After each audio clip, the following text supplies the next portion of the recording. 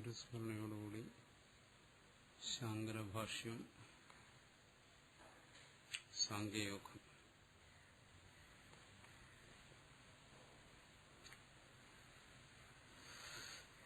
ഇവിടെ ഒരു ചോദ്യമുണ്ട്. വേദത്തിൽ യാഗത്തിന്റെ ഭാഗമായ മൃഗബലി വിധിച്ചിരിക്കുന്നു എന്നതിനാൽ അത് ഹിംസയല്ല, അതിൽ പാപമില്ല എന്ന വാദം ഇക്കാലത്ത് പൊതുവെ ജനങ്ങൾ അംഗീകരിക്കില്ല.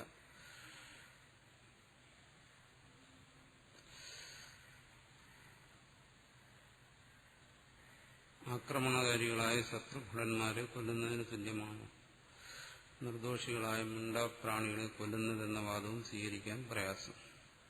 അപ്പോൾ പിന്നെ മൃഗബലി അധർമ്മമല്ല എന്ന് ജനങ്ങളെ ബോധ്യപ്പെടുത്താൻ മറ്റെന്തെങ്കിലും യുക്തിയുണ്ടോ?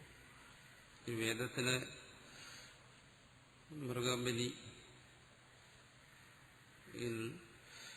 വേദത്തെ പ്രമാണമായി സ്വീകരിച്ചിരിക്കുന്ന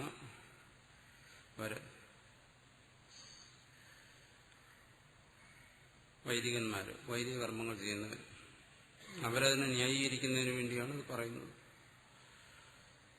വിധിച്ചതുകൊണ്ട് പാപമല്ല എന്നാണ്. അതിനൊരു വേദം എന്ത് വിധിക്കുന്നോ അത് പാപമല്ലെന്നാണ്. അപ്പൊ ഇത് പാപമാണ്, ഹിംസിക്കാൻ പാടില്ല എന്നുള്ള വാദം അക്കാലത്ത് തന്നെ ഉണ്ട്. അതുകൊണ്ട് തന്നെ ഇതെല്ലാം ഇതിന്റെ വ്യാഖ്യാനങ്ങളനുസരിച്ചാണ്. വേദത്തെ വ്യാഖ്യാനിക്കുന്ന മറ്റൊരു കൂട്ടർ അവർ പറയുന്നു വേദത്തിൽ ഈ മൃഗബലി വിധിച്ചിട്ടില്ല.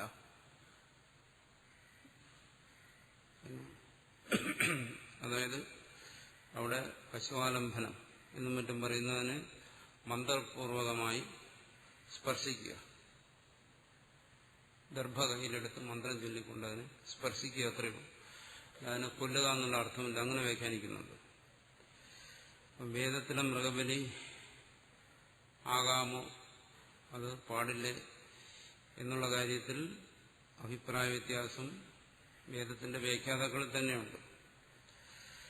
ഒരു കൂട്ടർ അങ്ങനെ കരുതുന്നു വിധിച്ചിരിക്കുന്നതുകൊണ്ട് ഹിംസയല്ല, വേറൊരു കൂട്ടർ പറയുന്നു അങ്ങനെയല്ല.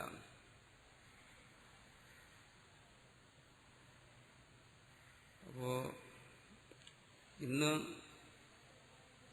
അത് വേദത്തെ പ്രമാണമായി സ്വീകരിക്കുന്നവരിലുള്ള അഭിപ്രായ വ്യത്യാസം. ഇക്കാലത്ത് സാമാന്യ ജനങ്ങളെ സംബന്ധിച്ചിടത്തോളം അവർക്ക് ഇപ്പോ വേദത്തിൽ ഹിംസ പറഞ്ഞിട്ടുണ്ടോ അല്ലയോ അതൊന്നും അവർക്ക് വിഷയമല്ല. ഇപ്പോൾ വേദത്തിൽ പറഞ്ഞിരിക്കുന്ന ഹിംസ അത് ശരിയല്ല എന്ന് പറയുന്നവരും ചിലപ്പോൾ മാംസം ഭക്ഷിക്കുന്നവരാകും. അപ്പോൾ ഇന്നത്തെ ജനങ്ങളുടെ കാഴ്ചപ്പാട് നമുക്ക് അത് പലതരത്തിലും ആകാം. ഇപ്പോൾ ഒരു അഹിംസാവാദിയായിട്ടുള്ള ഒരാളാണ് ആണെങ്കിൽ അയാൾ പറയും വേദത്തിൽ ഹിംസ വിധിച്ചിട്ടില്ല, അതുകൊണ്ട് വേദത്തിൽ ഹിംസയില്ല എന്ന് പറയും. വേദത്തെ പ്രമാണമായി സ്വീകരിക്കുന്നു, അയാൾ അഹിംസാവാദിയുമാണെങ്കിൽ പറയും വേദത്തിൽ ഹിംസയെ വിധിച്ചിട്ടില്ല. പിന്നെ കൊല്ലുക അർത്ഥത്തിൽ എന്നുള്ള അർത്ഥത്തിൽ അവിടെ ശബ്ദങ്ങളൊന്നുമില്ല. ആ ശബ്ദത്തിനെല്ലാം സ്പർശിക്കുക എന്നുള്ള അർത്ഥമേ ഉള്ളൂ. വേദത്തിൽ ഹിംസയില്ല. ഹിംസ കൂടാതെ തന്നെ യാഗങ്ങൾ ചെയ്യാം എന്നെല്ലാം അവർ വ്യാഖ്യാനിക്കും. പിന്നെ വേദത്തെ നിഷേധിക്കാൻ വേണ്ടി, അതായത് അഹിംസയിൽ വിശ്വാസമില്ലാത്തവർക്കും വേദത്തെ എതിർക്കാം. അവർ ചിലപ്പോൾ പറഞ്ഞെന്നിരിക്കും അതിൽ ഹിംസയുണ്ട് എന്ന് പറഞ്ഞെന്നിരിക്കും. അതുകൊണ്ട് അഹിംസാവാദികളെ സംബന്ധിച്ചിടത്തോളം വേദത്തിൽ ഹിംസയുണ്ട് എന്ന് സ്വീകരിക്കാൻ പ്രയാസമാണ്. അങ്ങനെ സ്വീകരിക്കുന്നില്ല. പക്ഷേ ആ വേദത്തെ പ്രമാണമായി സ്വീകരിക്കുന്ന ഒരു വിഭാഗക്കാർ അവർ വേദത്തിൽ ഹിംസ അംഗീകരിക്കുന്നുണ്ടെങ്കിലും അതിൽ പാപം ഇല്ല എന്നാണ് അവർ പറയുന്നത്. ഹിംസയില്ലെന്ന് പറയുന്നില്ല. ഹിംസയാകാം, പക്ഷെ അഹിംസയ്ക്ക് പാപമില്ല എന്നാണ്.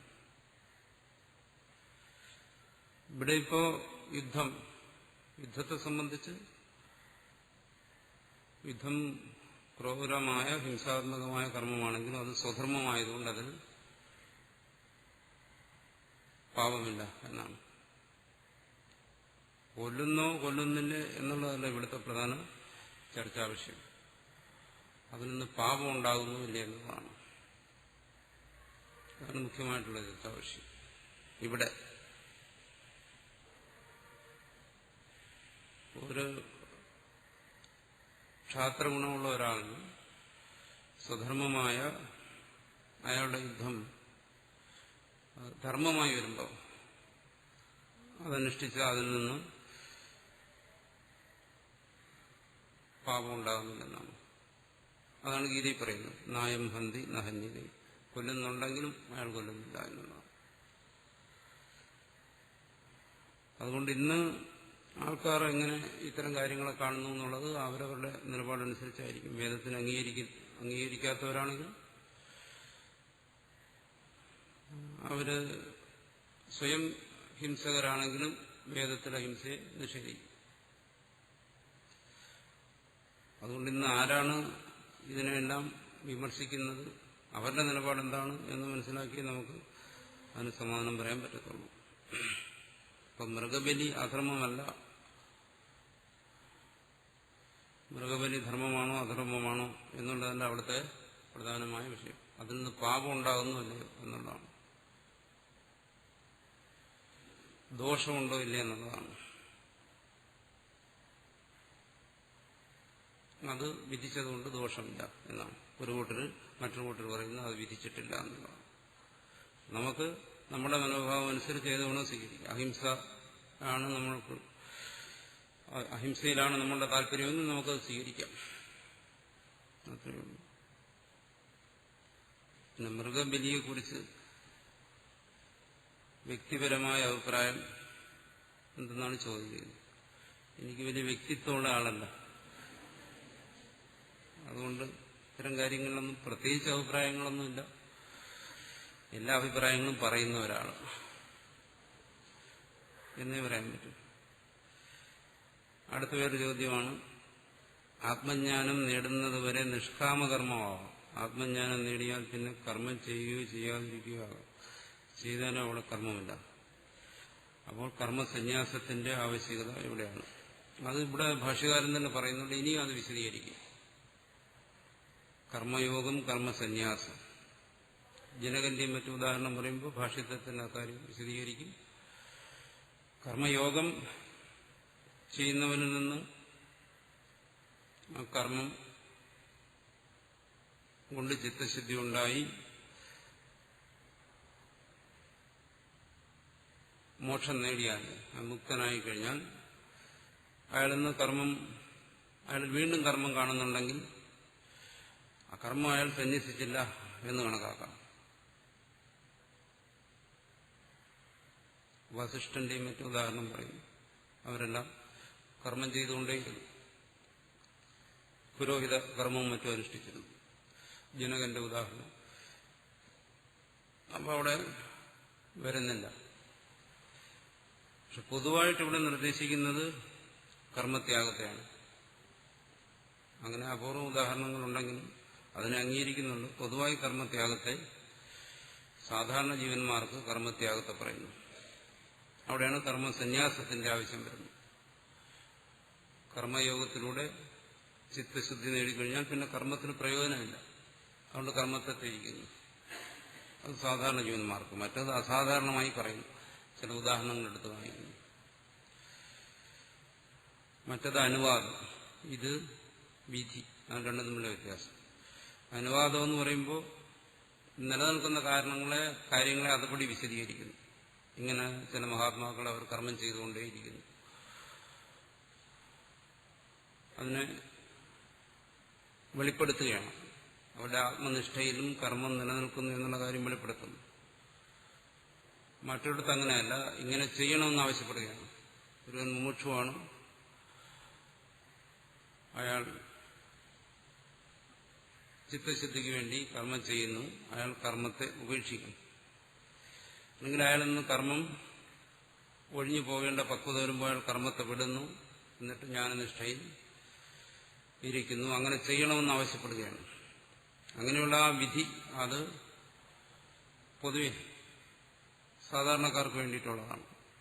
മറ്റത് വിശിഷ്ടരായ ചില മഹാത്മാക്കളുടെ ജീവിതത്തിന്റെ ഒരു അനുവാദമാണ്, അത് ഏറ്റുപറയുകയാണ് ശാസ്ത്രം. അങ്ങനെയും ആകാം, അങ്ങനെ ഉണ്ട് എന്നുള്ളത് അക്കാര്യം ഇനി തുടർന്ന് വരുന്ന ഭാഗങ്ങളിൽ വിശദീകരിക്കും. സാധാരണ ഒരു ജീവനെ സംബന്ധിച്ചിടത്തോളം കർമ്മം ത്യജിക്കേണ്ട ഭാഗത്ത് അത് ത്യജിക്കാം, ത്യജിച്ച് ജ്ഞാനനിഷ്ഠയിൽ ഇരുന്ന് ജ്ഞാനം നേടാം എന്നാണ് ഭാഷ്യകാരന്റെ അഭിപ്രായം. അതെന്തുകൊണ്ടങ്ങനെ പറയുന്നു? ഈ ജ്ഞാനനിഷ്ഠയും കർമ്മവും ഒരാൾക്ക് ഒരുമിച്ച് കൊണ്ടുപോകാൻ കഴിയത്തില്ല എന്നാണ്. മറ്റീ പറയുന്ന ഉദാഹരണങ്ങളിലെല്ലാം അവരാജന്മ സിദ്ധന്മാരായിരിക്കും. പൂർവ്വജന്മങ്ങളിൽ അവർ കർമാനുഷ്ഠാനം ചെയ്യും, കർമ്മത്യാഗം എല്ലാം ചെയ്തിരിക്കും. ഈ ജന്മത്തിൽ ജനിച്ചപ്പോൾ തന്നെ അവർ വിശേഷതയോടുകൂടി ജനിച്ചു. അവരെ സംബന്ധിച്ച് കർമ്മത്യാഗത്തിന്റെ ഒന്നും ആവശ്യം വരുന്നില്ല. അല്ലെങ്കിൽ ഈ പറയുന്ന തരത്തിലുള്ള പ്രത്യേകിച്ചൊരു കർമ്മയോഗാനുഷ്ഠാനത്തിന്റെയോ കർമ്മ സന്യാസത്തിന്റെയോ ഒന്നും ആവശ്യം അവർക്ക് വരുന്നില്ല. ഒരാജന്മ സിദ്ധന്മാർ അല്ലെങ്കിൽ അധികാരി പുരുഷന്മാർ ഇങ്ങനെയെല്ലാം പറയുന്നുണ്ട്, അവരുടെ കാര്യവും പറയുന്നുണ്ട്. പക്ഷെ എല്ലാ ജീവന്മാരെയും അക്കൂട്ടത്തിൽ ഉൾപ്പെടുത്താൻ പറ്റത്തില്ല. അവർ ഈ ജന്മത്തിൽ തന്നെ അവർക്ക് കർമ്മയോഗാനുഷ്ഠാനം അതവർക്ക് ചെയ്യേണ്ടി വരും. മുമ്പ് നമ്മളത് വിശദീകരിച്ചിട്ടുള്ളതാണ്. കൃതോപാസ്തി അകൃതോപാസ്തി. കൃതോപാസ്യ അതായത് ചെയ്യേണ്ട കാര്യങ്ങളെല്ലാം മുമ്പ് ചെയ്തു കഴിഞ്ഞവർ, ഉപാസനകളും അനുഷ്ഠാനങ്ങളും എല്ലാം ചെയ്തു കഴിഞ്ഞവർ, അവർ ഈ ജന്മത്തിൽ ജനിക്കുമ്പോൾ തന്നെ മറ്റ് ജീവന്മാരിൽ നിന്നും വിലക്ഷണ പ്രകൃതിയോടുകൂടി ജനിക്കുന്നു. അവരെ സംബന്ധിച്ചിടത്തോളം ഇത്തരം നിയമങ്ങളൊന്നും ബാധകമല്ല. ഇതെല്ലാം ശേഷിക്കുന്നു ഈ ജന്മത്തിൽ അവർ അകൃതോപാസികൾ. അതൊന്നും പൂർണ്ണമായിട്ടില്ല. കർമ്മയോഗാനുഷ്ഠാനമോ ഉപാസനകളോ ഒന്നും പൂർണ്ണമായിട്ടില്ല. അവർ ജനിക്കുമ്പോൾ അവർക്ക് വീണ്ടും ഇതെല്ലാം തുടരേണ്ടി വരും. അവരിലാണ് ഈ കർമ്മയോഗാനുഷ്ഠാനവും കർമ്മത്യാഗവും എല്ലാം. അപ്പൊ സാധാരണ അധികാരികളെല്ലാം അത്തരത്തിൽപ്പെടുന്നവരാണ്, മധ്യമാധികാരികൾ. അവർക്ക് വേണ്ടിയിട്ടാണ് ഇക്കാര്യം പറയുന്നത്. ഇത് അധികാരി ഭേദമനുസരിച്ചാണ് ചുരുക്കം. അതിവിടെ തന്നെ വിശദീകരിക്കും. ഇവിടെ ഇപ്പം ഭാഷ്യകാരൻ പറയുന്നത് യുദ്ധം സ്വധർമ്മമായി അനുഷ്ഠിക്കാമോ, അതാണ് ഇവിടുത്തെ ചർച്ചാ വിഷയം. അതിൽ ഹിംസയില്ലേ, അഹിംസാലക്ഷണം പറയുന്നു. അതിൽ ഹിംസയുണ്ട്. പക്ഷെ ആ ഹിംസയെന്ന് വെച്ചാൽ കൊല്ലൽ, അതുണ്ടെങ്കിലും അത് അധർമ്മത്തെ ഉണ്ടാക്കുന്നില്ല, അതായത് പാപത്തെ ഉണ്ടാക്കുന്നില്ല. എന്തുകൊണ്ട് അത് സ്വധർമ്മമാണ്? ഏതുപോലെ യാഗത്തെ പോലെ അതിൽ ഹിംസയുണ്ടെന്നുള്ള പക്ഷത്തെ സ്വീകരിച്ചുകൊണ്ട് പറയുകയാണ്. യാഗത്തിലെ ഹിംസയോട് നമുക്ക് താല്പര്യമുണ്ടെങ്കിൽ യാഗത്തിൽ ഹിംസയില്ല എന്ന് വേദത്തെ വ്യാഖ്യാനിച്ചാൽ മതി. അവിടെ ഹിംസയില്ല. ഇവിടെ ഹിംസയുണ്ടെന്ന് അംഗീകരിക്കുന്നവരുടെ പക്ഷമാണ് ഈ പറയുന്നത്. അതുകൊണ്ട് ഇത് രണ്ടും ആകാം എന്നുള്ളതാണ്.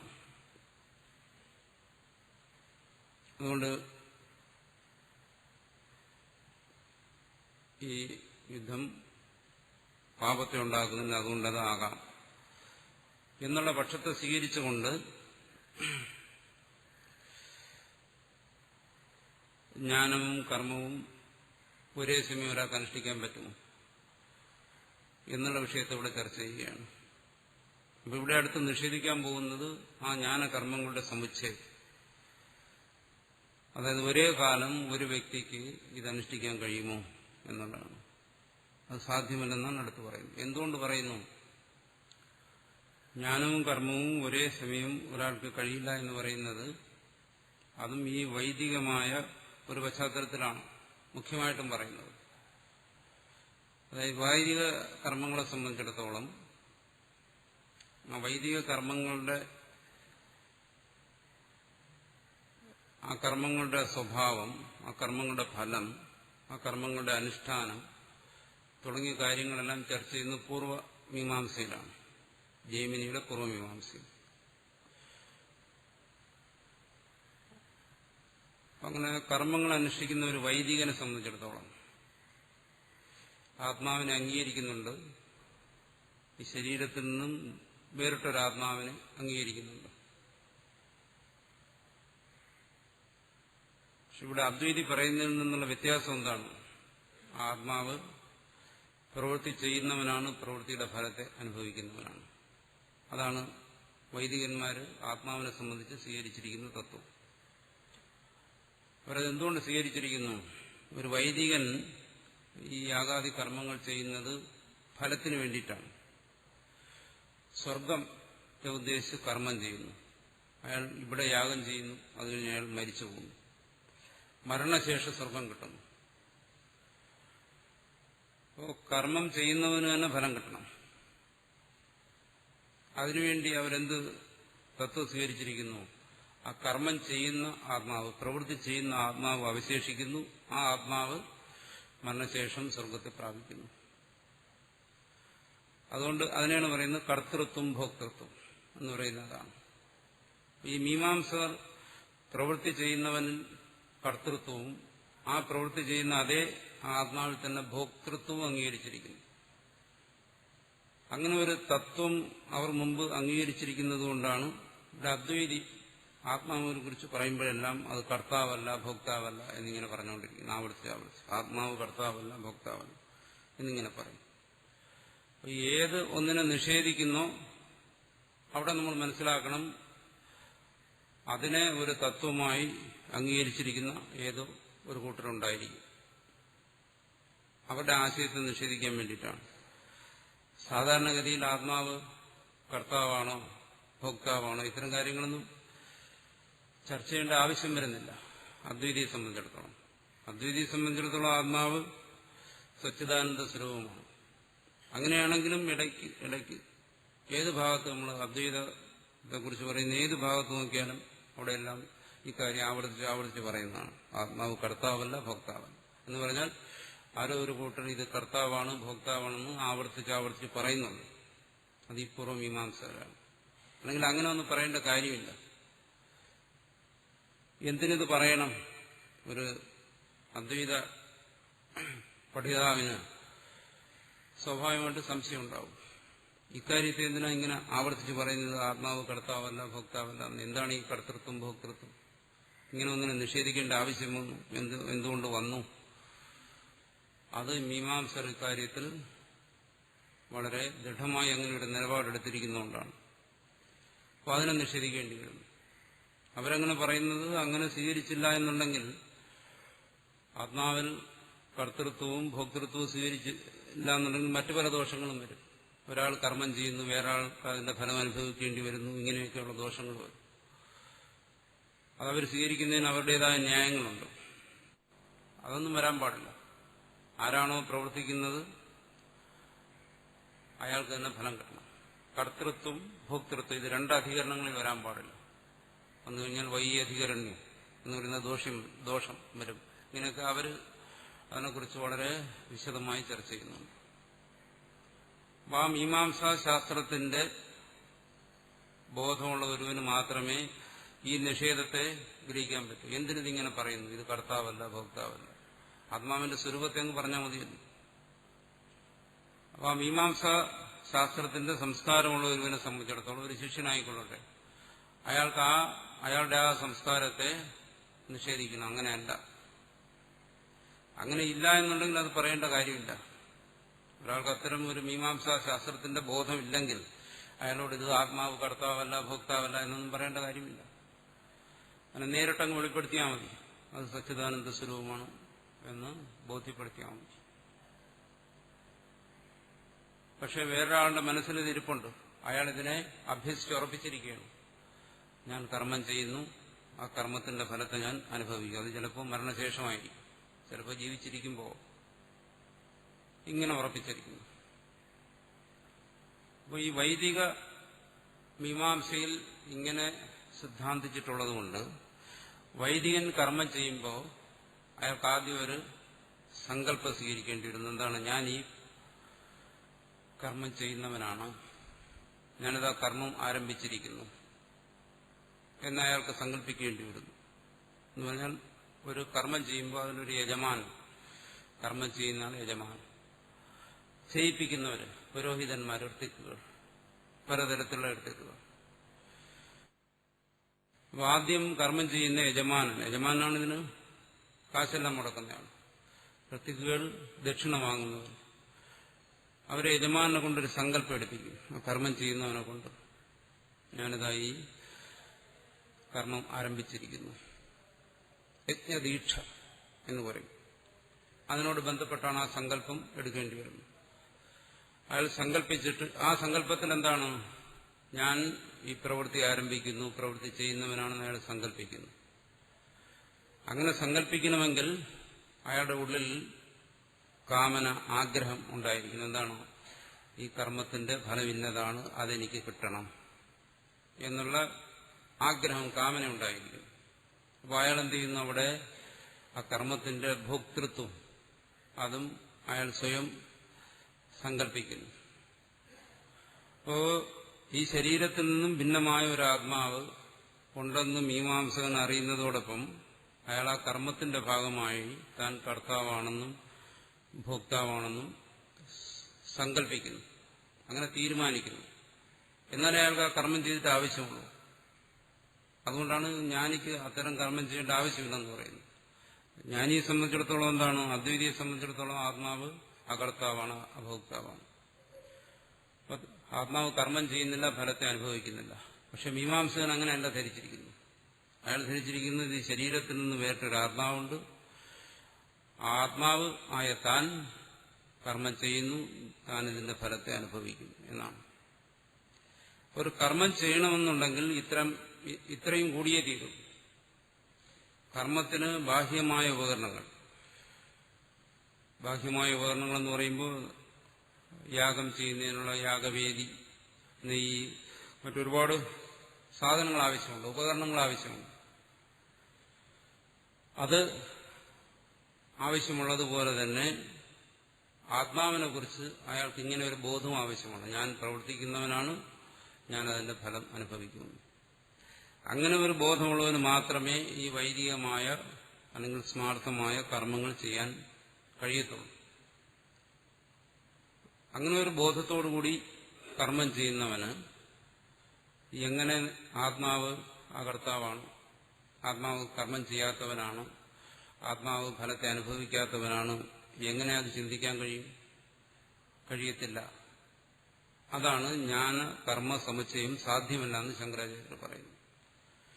കർമ്മം ചെയ്യണമെങ്കിൽ ഇത്തരം ഒരു സങ്കല്പം വേണമില്ലെങ്കിൽ അവിടെ കർമ്മവുമില്ല, കർമ്മഫലവുമില്ല. ജ്ഞാനനിഷ്ഠയിലാണെങ്കിലോ ആത്മാവിനെ നിത്യശുദ്ധമുക്ത സ്വഭാവമായി കാണുന്നു. അപ്പൊ ഇത് രണ്ടും ഒരേ സമയം സാധ്യമല്ല എന്നാണ് പറയുന്നത്. അതാണ് ജ്ഞാനകർമ്മ സമുച്ചയം എന്ന് പറയുന്നത് ഒരിക്കലും സംഭവമേ അല്ല എന്ന് പറയുന്നു. അതുകൊണ്ട് തന്നെ നമ്മൾ സാധാരണ ചെയ്യുന്ന പ്രവൃത്തി, ആ പ്രവൃത്തിയിൽ ഈ പറയുന്ന ജ്ഞാനകർമ്മ സമുച്ചയമൊന്നും വരുന്നില്ല. എന്തുകൊണ്ട്? സാധാരണ പ്രവൃത്തി ചെയ്യുമ്പോൾ നമുക്ക് ചിന്തിക്കേണ്ടി വരുന്നില്ല എന്താണ്? ഈ ശരീരത്തിൽ നിന്നും വേറിട്ടൊരു ആത്മാവുണ്ട്, ആത്മാവാണ് ഈ കർമ്മം ചെയ്യുന്നത്, ഈ ആത്മാവ് ഈ കർമ്മത്തിന്റെ ഫലം അനുഭവിക്കാൻ പോകുന്നു. ഇത്തരം കാര്യങ്ങളൊന്നും സാധാരണ കർമ്മങ്ങളെ സംബന്ധിച്ചിടത്തോളം ചർച്ചയ്ക്ക് വിഷയമാവുന്ന കാര്യങ്ങളല്ല.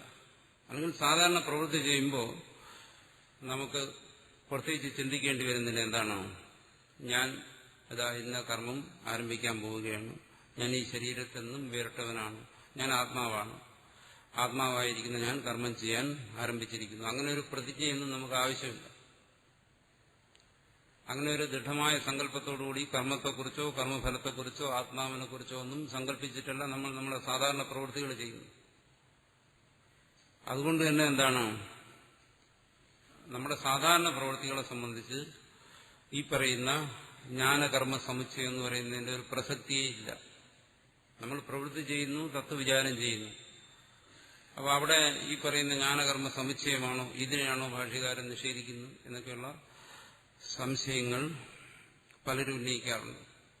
അത്തരം സംശയങ്ങൾ അസ്ഥാനത്താണ്.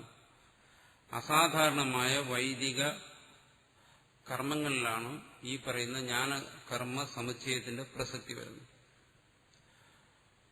ഈ പറയുന്ന സാധാരണ ലൗകികമായ കർമ്മങ്ങൾ, മറ്റത് അലൗകിക കർമ്മങ്ങളാണ്, വിധിച്ചിട്ടുള്ള കർമ്മങ്ങളാണ്. ഇത് സ്വാഭാവിക കർമ്മങ്ങളാണ് നമ്മളിപ്പോൾ ചെയ്തുകൊണ്ടിരിക്കുന്നത്. മറ്റത് വർണ്ണത്തിനും ആശ്രമത്തിനും വേണ്ടി വിധിച്ചിട്ടുള്ള കർമ്മങ്ങൾ. അതിൽ തന്നെ വൈദിക കർമ്മങ്ങൾക്ക് പ്രത്യേകതയുണ്ട്. അത്തരം കർമ്മങ്ങൾ അല്ല നമ്മൾ അനുഷ്ഠിച്ചുകൊണ്ടിരിക്കുന്നത്. നമ്മൾ അനുഷ്ഠിച്ചുകൊണ്ടിരിക്കുന്നത് ലൗകികമായി വേദം പറഞ്ഞിട്ടല്ല നമ്മൾ പ്രവർത്തിക്കുന്നത്. മറ്റങ്ങനെയല്ല, വേദം പറഞ്ഞിട്ട് മാത്രമാണ് പ്രവർത്തിക്കുന്നത്. അങ്ങനെയുള്ള വ്യത്യാസമുണ്ട്. വേദം പറഞ്ഞതുകൊണ്ട് മാത്രമാണ് ശരീരത്തിന് ഭിന്നമായ ഒരു ആത്മാവിനെ കുറിച്ച് അവൻ ചിന്തിക്കുന്നത്. വേദം പറഞ്ഞതുകൊണ്ട് മാത്രമാണ് ആ ആത്മാവാണ് താനെന്നും ഞാൻ ഈ കർമ്മത്തിന് യജമാനാണെന്നും ചിന്തിക്കുന്നത്. ഈ കർമ്മം ചെയ്തു കഴിഞ്ഞാൽ മരണശേഷം എനിക്ക് സ്വർഗം കിട്ടും, അവിടെ പോയി ഈ ആത്മാവായിരിക്കുന്ന ഞാൻ സ്വർഗഫലത്തെ അനുഭവിക്കും എന്നെല്ലാം ചിന്തിക്കുന്നത് വേദം പറഞ്ഞതുകൊണ്ട് മാത്രമാണ്. ലൗകിക കർമ്മങ്ങളിൽ വേദത്തെ അപേക്ഷിക്കുന്നില്ല, വേദവിധിയെ അപേക്ഷിക്കുന്നില്ല. അത് ആ ജീവന്റെ സംസ്കാരവും സാഹചര്യങ്ങളും അനുസരിച്ച് സഹജമായ പ്രവൃത്തികൾ ചെയ്യുന്നു. അവിടെ ഈ പറയുന്ന കർത്തൃത്വത്തെ ആത്മാവിന് കൽപ്പിക്കാത്തതുകൊണ്ട് തന്നെ ഈ ജ്ഞാനകർമ്മ സമുച്ചയത്തിന്റെ പ്രസക്തി അതവിടെ വരുന്നില്ല. അതുകൊണ്ടാണ് ഈ ഭാഷ്യത്തെ നമ്മൾ ചർച്ച ചെയ്യുമ്പോൾ പല ഭാഗങ്ങളിലും ഇവിടെ ചർച്ച ചെയ്യുന്ന വിഷയങ്ങൾ ആ കാലവ്യത്യാസത്തോടുകൂടി നമ്മൾ മനസ്സിലാക്കണം എന്ന് പറയുന്നു. ഈ ജ്ഞാനകർമ്മ സമുച്ചയത്തെ വ്യാഖ്യാനിച്ചിരിക്കുന്ന പലർക്കും, എല്ലാവരും ഞാൻ പറയുന്നില്ല, പലർക്കും എന്താണ് ഈ ജ്ഞാനകർമ്മ സമുച്ചയം, ഇതെന്തിനെയാണ് നിഷേധിക്കുന്നത് എന്നുള്ള ബോധമില്ലാതെയാണ് പലരും ഇതിനെ വിശദീകരിക്കുന്നത്. ആ ഒരു കാലഘട്ടത്തിൽ വൈദിക കർമ്മങ്ങളുടെ പ്രബലമായ സ്വാധീനം ഉണ്ടായിരുന്ന കാലഘട്ടത്തിൽ അങ്ങനെയുള്ള വൈദികന്മാരെ ഉദ്ദേശിച്ച് ആണ് ഈ പറയുന്നത്. നിങ്ങൾ അനുഷ്ഠിക്കുന്ന ഈ കർമ്മവും ഇവിടെ പറയുന്നതായ വെളിപ്പെടുത്തുന്നതായ ജ്ഞാനവും ഒരേ സമയം ചെയ്യാൻ സാധ്യമല്ല. കാരണം അവിടെ കർത്തൃത്വം എന്നുള്ള സങ്കല്പം വേണം. ജ്ഞാനനിഷ്ഠയിൽ ശ്രവണ മനന നിധ്യാസനങ്ങളിൽ ആത്മാവിനെ കുറിച്ച് അങ്ങനെയൊന്നും സങ്കല്പിക്കുന്നില്ല. അപ്പൊ പരസ്പര വിരുദ്ധമായ രണ്ട് കാര്യങ്ങൾ ഒരേ സമയം ചെയ്യാൻ ഒരുവന് സാധ്യമല്ല. അതുകൊണ്ട് എന്നുവെച്ചാൽ ഇവിടെ ഇത് ഭാഷ്യകാരൻ ആവർത്തിച്ച് പറയുന്നതിന്റെ ഒരു പ്രധാനമായ ഉദ്ദേശം അത്തരം ഒരു സംസ്കാരമുള്ള ഒരു മീമാംസകന് ആത്മാവിന്റെ യഥാർത്ഥമായ രൂപത്തെ വെളിപ്പെടുത്തി കൊടുക്കാൻ വേണ്ടിയിട്ടാണ്. നിങ്ങൾ ധരിച്ചിരിക്കുന്നത് പോലെ ഈ ആത്മാവ് ശരീരത്തിൽ നിന്ന് വേറിട്ടിരിക്കുന്ന ഒരു വസ്തുവാണ്, അത് പ്രവർത്തിക്കുന്നതാണ്, മരണശേഷം സ്വർഗത്ത് പോയി അതിന്റെ ഫലത്തെ അനുഭവിക്കുന്നതാണ് എന്നെല്ലാമുള്ള നിങ്ങളുടെ ഈ ധാരണ ഇത് പരമാർത്ഥത്തിൽ അസംബന്ധമാണ്. വ്യാവഹാരികമായിട്ട് അങ്ങനെയെല്ലാം പറയാം. വാസ്തവത്തിൽ ആത്മാവിൽ ഇതൊന്നും സംഭവിക്കുന്നില്ല. അത് നിർലേപമായ ഒരു വസ്തുവാണ്. നിങ്ങൾ പറയുന്ന തരത്തിലുള്ള കർത്തൃത്വം അതിലില്ല. നിങ്ങൾ ധരിക്കുന്നത് പോലെ മരണശേഷം സ്വർഗത്ത് പോയി പുണ്യപാപങ്ങളെ അനുഭവിക്കുന്നില്ല. അതിന് ഗതിയേയില്ല, ഗതിയും ആഗതിയും ഇല്ല, ഗതാഗതം ആത്മാവിനില്ല. ഇത്തരം കാര്യങ്ങൾ ആ മീമാംസ സംസ്കാരമുള്ള ഒരുവനെ ബോധ്യപ്പെടുത്തുന്നതിന് വേണ്ടിയിട്ടാണ് ഇവിടെ ജ്ഞാനകർമ്മ സമുച്ചയത്തെ നിഷേധിക്കുന്നത്. നമ്മളെ സംബന്ധിച്ചിടത്തോളം അത്തരമൊരു നിഷേധത്തിന് വലിയ പ്രസക്തിയില്ല. കാരണം അത്തരമൊരു ആത്മാവിനെ സംബന്ധിച്ച് അത്തരമൊരു ധാരണയില്ല. ഇതൊരു ശാസ്ത്രം അധ്യയനം ചെയ്ത് ആ ശാസ്ത്രത്തിന്റെ സംസ്കാരത്തോടു കൂടിയവനാണ് അത്തരമൊരു ധാരണ വരുന്നത്. ഒരു ലൗകികമായി ഒരുവനെ സംബന്ധിച്ചിടത്തോളം ആത്മാവിനെ കുറിച്ച് അങ്ങനെ ഒരു ചർച്ച ചെയ്തിട്ടില്ലാത്ത ഒരുവനെ സംബന്ധിച്ചിടത്തോളം, അങ്ങനെ ചിന്തിച്ചിട്ടില്ലാത്ത ഒരുവനെ സംബന്ധിച്ചിടത്തോളം ഇത്തരം ഒരു പൂർവപക്ഷം കൂടിയില്ല. ജ്ഞാനകർമ്മ സമുച്ചയം എന്ന് പറയുന്നതിന്റെ ഒരു പ്രസക്തിയില്ല. അതുകൊണ്ട് ഇത് ആ കാലത്തിൽ ഇതിൽ വിശ്വസിച്ചിരുന്ന ഒരു കൂട്ടം മീമാംസകരെ ഉദ്ദേശിച്ചാണ് ഈ ഭാഗങ്ങൾ പറയുന്നത് എന്ന് നമ്മൾ പ്രത്യേകം മനസ്സിലാക്കും. പക്ഷെ അത് ഇന്ന് അതിനെക്കുറിച്ച് ചർച്ച ചെയ്യുന്നവർക്ക് അത് ഉപകാരപ്പെടുന്നു. എങ്ങനെ? ആ തത്വത്തിന്റെ വ്യക്തത, ആത്മതത്വത്തിന്റെ വ്യക്തത മനസ്സിലാക്കാൻ അത് ഉപകരിക്കുന്നു. അത് സ്വാഭാവികമായിട്ടും ഈ മീമാംസകന്റെ രീതിയിലല്ലെങ്കിലും താൻ പ്രവർത്തിക്കുന്നു, സാധാരണ പ്രവൃത്തി ചെയ്യുമ്പോൾ താൻ പ്രവർത്തിക്കുന്നു എന്നുള്ള ഒരു ബോധമുണ്ട്. അപ്പൊ ആ താൻ പ്രവർത്തിക്കുന്നു എന്ന് പറയുന്ന ആ ബോധം അത് വാസ്തവത്തിൽ ആത്മാവിലല്ല, മറിച്ച് ശരീര ഇന്ദ്രിയ സംഘാതത്തിലാണ് ആ ബോധം നിൽക്കുന്നത്. ആത്മാവിൽ അങ്ങനെ ഒരു ബോധം നിൽക്കുന്നില്ല. ആത്മാവ് അങ്ങനെ താൻ കരുതുമ്പോഴും അത് ശുദ്ധമാണ് എന്നിങ്ങനെ ഈ രീതിയിൽ ആത്മതത്വത്തെ ഗ്രഹിക്കുന്നതിന് ഇന്ന് ഇതിനെ അധ്യയനം ചെയ്യുന്നവരെ ഇത് സഹായിക്കുന്നു. പക്ഷെ അന്ന് ആ രീതിയിലായിരുന്നില്ല. അന്നൊരു ശാസ്ത്ര സംസ്കാരത്തെ നിഷേധിക്കുന്നതിന് വേണ്ടിയിട്ടാണ് ഈ ജ്ഞാനകർമ്മ സമുച്ചയത്തെ കൊണ്ടുവന്നത്. പക്ഷെ ഇന്നാണെങ്കിലോ ഒരു പുതിയ ഒരു സംസ്കാരത്തെ ഉണ്ടാക്കുന്നതിന് വേണ്ടി, ഇപ്പം മീമാംസ അധ്യയനം ചെയ്യാത്ത ഒരാളിൽ അങ്ങനെ ഒരു സംസ്കാരം കാണത്തില്ല. നമ്മെ സംബന്ധിച്ചിടത്തോളം ഈ ആത്മാവ് കർത്താവാണോ അകർത്താവാണോ ഭോക്താവാണോ അഭോക്താവാണോ അങ്ങനെ ഒരു ചർച്ച സംഭവിച്ചിട്ടില്ല ഒരിക്കലും. അതുകൊണ്ട് തന്നെ അങ്ങനെ ഒരു സംസ്കാരം നമ്മുടെ ഉള്ളിലില്ല. പക്ഷേ നമ്മുടെ ഉള്ളിൽ സഹജമായിട്ടുള്ളൊരു സംസ്കാരം എന്താണ്? ഞാൻ പ്രവർത്തിക്കുന്നു. ഞാൻ പ്രവർത്തിക്കുന്നു എന്ന് പറയുമ്പോൾ അയാളെ സംബന്ധിച്ചിടത്തോളം അയാളുടെ മനസ്സിൽ ആത്മാവ് ഒരു ചർച്ചയ്ക്ക് വിഷയമാകുന്നില്ല.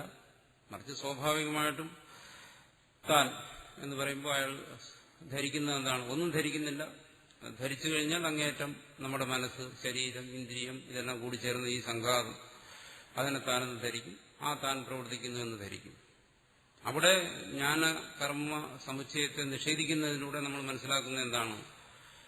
ഈ തന്റെ ഈ തോന്നൽ, ശരീര ഇന്ദ്രിയാദികളിൽ നിൽക്കുന്ന ഈ ബോധം, ഇത് വാസ്തവമല്ല. ഇതിന്റെ പിന്നിൽ നിത്യശുദ്ധമായ ഒരു ചൈതന്യമുണ്ട്. അവിടെ ഈ പറയുന്ന പ്രവൃത്തികൾ ഒന്നും നടക്കുന്നില്ല. താൻ എന്ന് വാസ്തവത്തിൽ കരുതിയിരിക്കുന്ന ഈ സംഘാതത്തെയാണെങ്കിലും വാസ്തവത്തിൽ താനെന്ന് കരുതേണ്ടത് ഈ സംഘാതത്തെയല്ല, ഇതിനപ്പുറമുള്ള ആത്മതത്വത്തെയാണ്. ഈ രീതിയിൽ ഒരു ലൗകിക മനസ്സിന്, ശാസ്ത്ര സംസ്കാരമില്ലാത്ത ഒരു മനസ്സിന് ആത്മതത്വത്തെ ഗ്രഹിക്കുന്നതിന് ഈ ജ്ഞാനകർമ്മനിഷ്ഠയുടെ നിഷേധം അല്ലെങ്കിൽ അതിനെക്കുറിച്ചുള്ള ഒരു ചർച്ച സഹായിക്കും. ഭാഷ്യകാരൻ അന്ന് രചിച്ച ആ കാലത്തിൽ എങ്ങനെയാണോ അന്നത്തെ ജിജ്ഞാസുക്കൾ ഇതിനെ സ്വീകരിച്ചത് ആ രീതിയിലല്ല. അതാണ് കാലം കൊണ്ട് ഇതിൽ വന്നു ചേർന്ന വ്യത്യാസം. അതാണ് അടുത്ത് പറയുന്നത് തദസത്. ഇവിടെ പൂർവക്ഷി പറഞ്ഞു, അല്ലെങ്കിൽ മീമാംസകൻ പറഞ്ഞെന്താണോ ഈ പറയുന്ന, കാരണം മീമാംസകനെ സംബന്ധിച്ച് ആത്മവിദ്യയാണ്. പക്ഷെ ആത്മവിദ്യയിൽ അയാൾ കരുതിയിരിക്കുന്നത് നേരത്തെ ഞാൻ പറഞ്ഞതാണ്, ഞാൻ പ്രവർത്തിക്കുന്നു, ആ ഞാൻ ശരീരത്തിൽ നിന്ന് ഭിന്നനായ ആത്മാവാണ്, ഞാൻ ഇതിന്റെ ഫലത്തെ അനുഭവിക്കും എന്നുള്ളതാണ്. താൻ പ്രവർത്തിക്കുന്ന എന്താണ്? ഈ വേദോക്തമായ കർമ്മങ്ങൾ അല്ലെങ്കിൽ സ്മൃതികളിൽ പറഞ്ഞിരിക്കുന്ന കർമ്മങ്ങൾ. അങ്ങനെ ഒരു കർമ്മങ്ങൾ അനുഷ്ഠിച്ചുകൊണ്ടിരിക്കെ തന്നെ എനിക്ക് ആത്മതത്വ വിചാരവും ചെയ്യാം എന്നാണ്. അവിടെ ഈ മീമാംസകൻ അനുഷ്ഠിക്കുന്ന ആത്മതത്വ വിചാരം ഇവിടെ ആചാര്യസ്വാമികൾ പറയുന്ന ആത്മതത്വമല്ല, ആത്മാവിനെ കുറിച്ച് അയാൾ ചിന്തിക്കുന്നത്. ആ ആത്മതത്വ വിചാരം എന്ന് പറയുന്നത് അവിടെ ഉപാസനാ രീതിയിലുള്ള ആത്മതത്വ വിചാരമായി. ആചാര്യസ്വാമികൾ പറയുന്നത് ഞാൻ പറയുന്ന ഈ ജ്ഞാനം അത് നിങ്ങൾ ധരിച്ചിരിക്കുന്ന ജ്ഞാനമല്ല, അത് ആത്മാവിന്റെ ശുദ്ധതയെ, മുക്തതയെ അതിനെ വെളിപ്പെടുത്തുന്ന ആത്മതത്വമാണ്. അത് നിങ്ങളീ പറയുന്ന കർമ്മവും ഇതും കൂടി ഒരേ സമയം കൊണ്ടുപോകാൻ സാധ്യമല്ല. അതാണ് അടുത്ത് പറയുന്നത് തദസത്. എന്താണ് അസത്ത് എന്ന് പറഞ്ഞത്? ഇതിന്റെ തൊട്ടു മുമ്പിൽ പറഞ്ഞ കാര്യമല്ല, അതിനു മുമ്പിൽ പറഞ്ഞ കാര്യം. ജ്ഞാനവും കർമ്മവും ഒരേ സമയം കൊണ്ടുപോകാം എന്ന് നിങ്ങൾ പറയുന്നത് ശരിയല്ല എന്നർത്ഥം. എന്തുകൊണ്ട്? ജ്ഞാനകർമ്മനിഷ്ഠയോഹോ വിഭാഗവചന ബുദ്ധിദ്വയ ആശ്രയോഹോ. ജ്ഞാനകർമ്മനിഷ്ഠകളെ വിഭാഗവചന, അതിനെ വിഭജിച്ച് പറഞ്ഞിട്ടുണ്ട്. ആര്? ഭഗവാൻ തന്നെ ഇവിടെ പറയുന്നുണ്ട്. ജ്ഞാനനിഷ്ഠ വേറെ, കർമ്മനിഷ്ഠ വേറെ. എന്തുകൊണ്ടത്? ബുദ്ധിദ്വയ ആശ്രയോഹോ. ബുദ്ധി എന്ന് പറഞ്ഞാൽ അറിവ്. രണ്ടറിവിനെ ആശ്രയിച്ചിരിക്കുകയാണത്. ഒന്നെന്താണ്? കർമ്മം ചെയ്യുന്നതിന് വേണ്ടിയുള്ള അറിവ്. മറ്റൊന്നെന്താണ്? കർമ്മത്യാഗത്തിന് വേണ്ടിയിട്ടുള്ള ആത്മാവിനെ കുറിച്ചുള്ള ശരിക്കുള്ള ബോധം. ഈ രണ്ട് അറിവിനെയും ആശ്രയിച്ചിട്ടാണ് ഈ ജ്ഞാനവും കർമ്മവും പോകുന്നത്. അത് വേർതിരിച്ച് ഭഗവാൻ തന്നെ പറയുന്നുണ്ട്. എങ്ങനെ? അശോച്യാൻ ഇത്യാദിന ഭഗവത യാവത് സ്വധർമ്മവപി ചാവേക്ഷ ഇത്യേതദന്തേന ഗ്രന്ഥേന യത് പരമാർത്ഥ ആത്മതത്വ നിരൂപണം കൃതം തത് സാഖ്യം.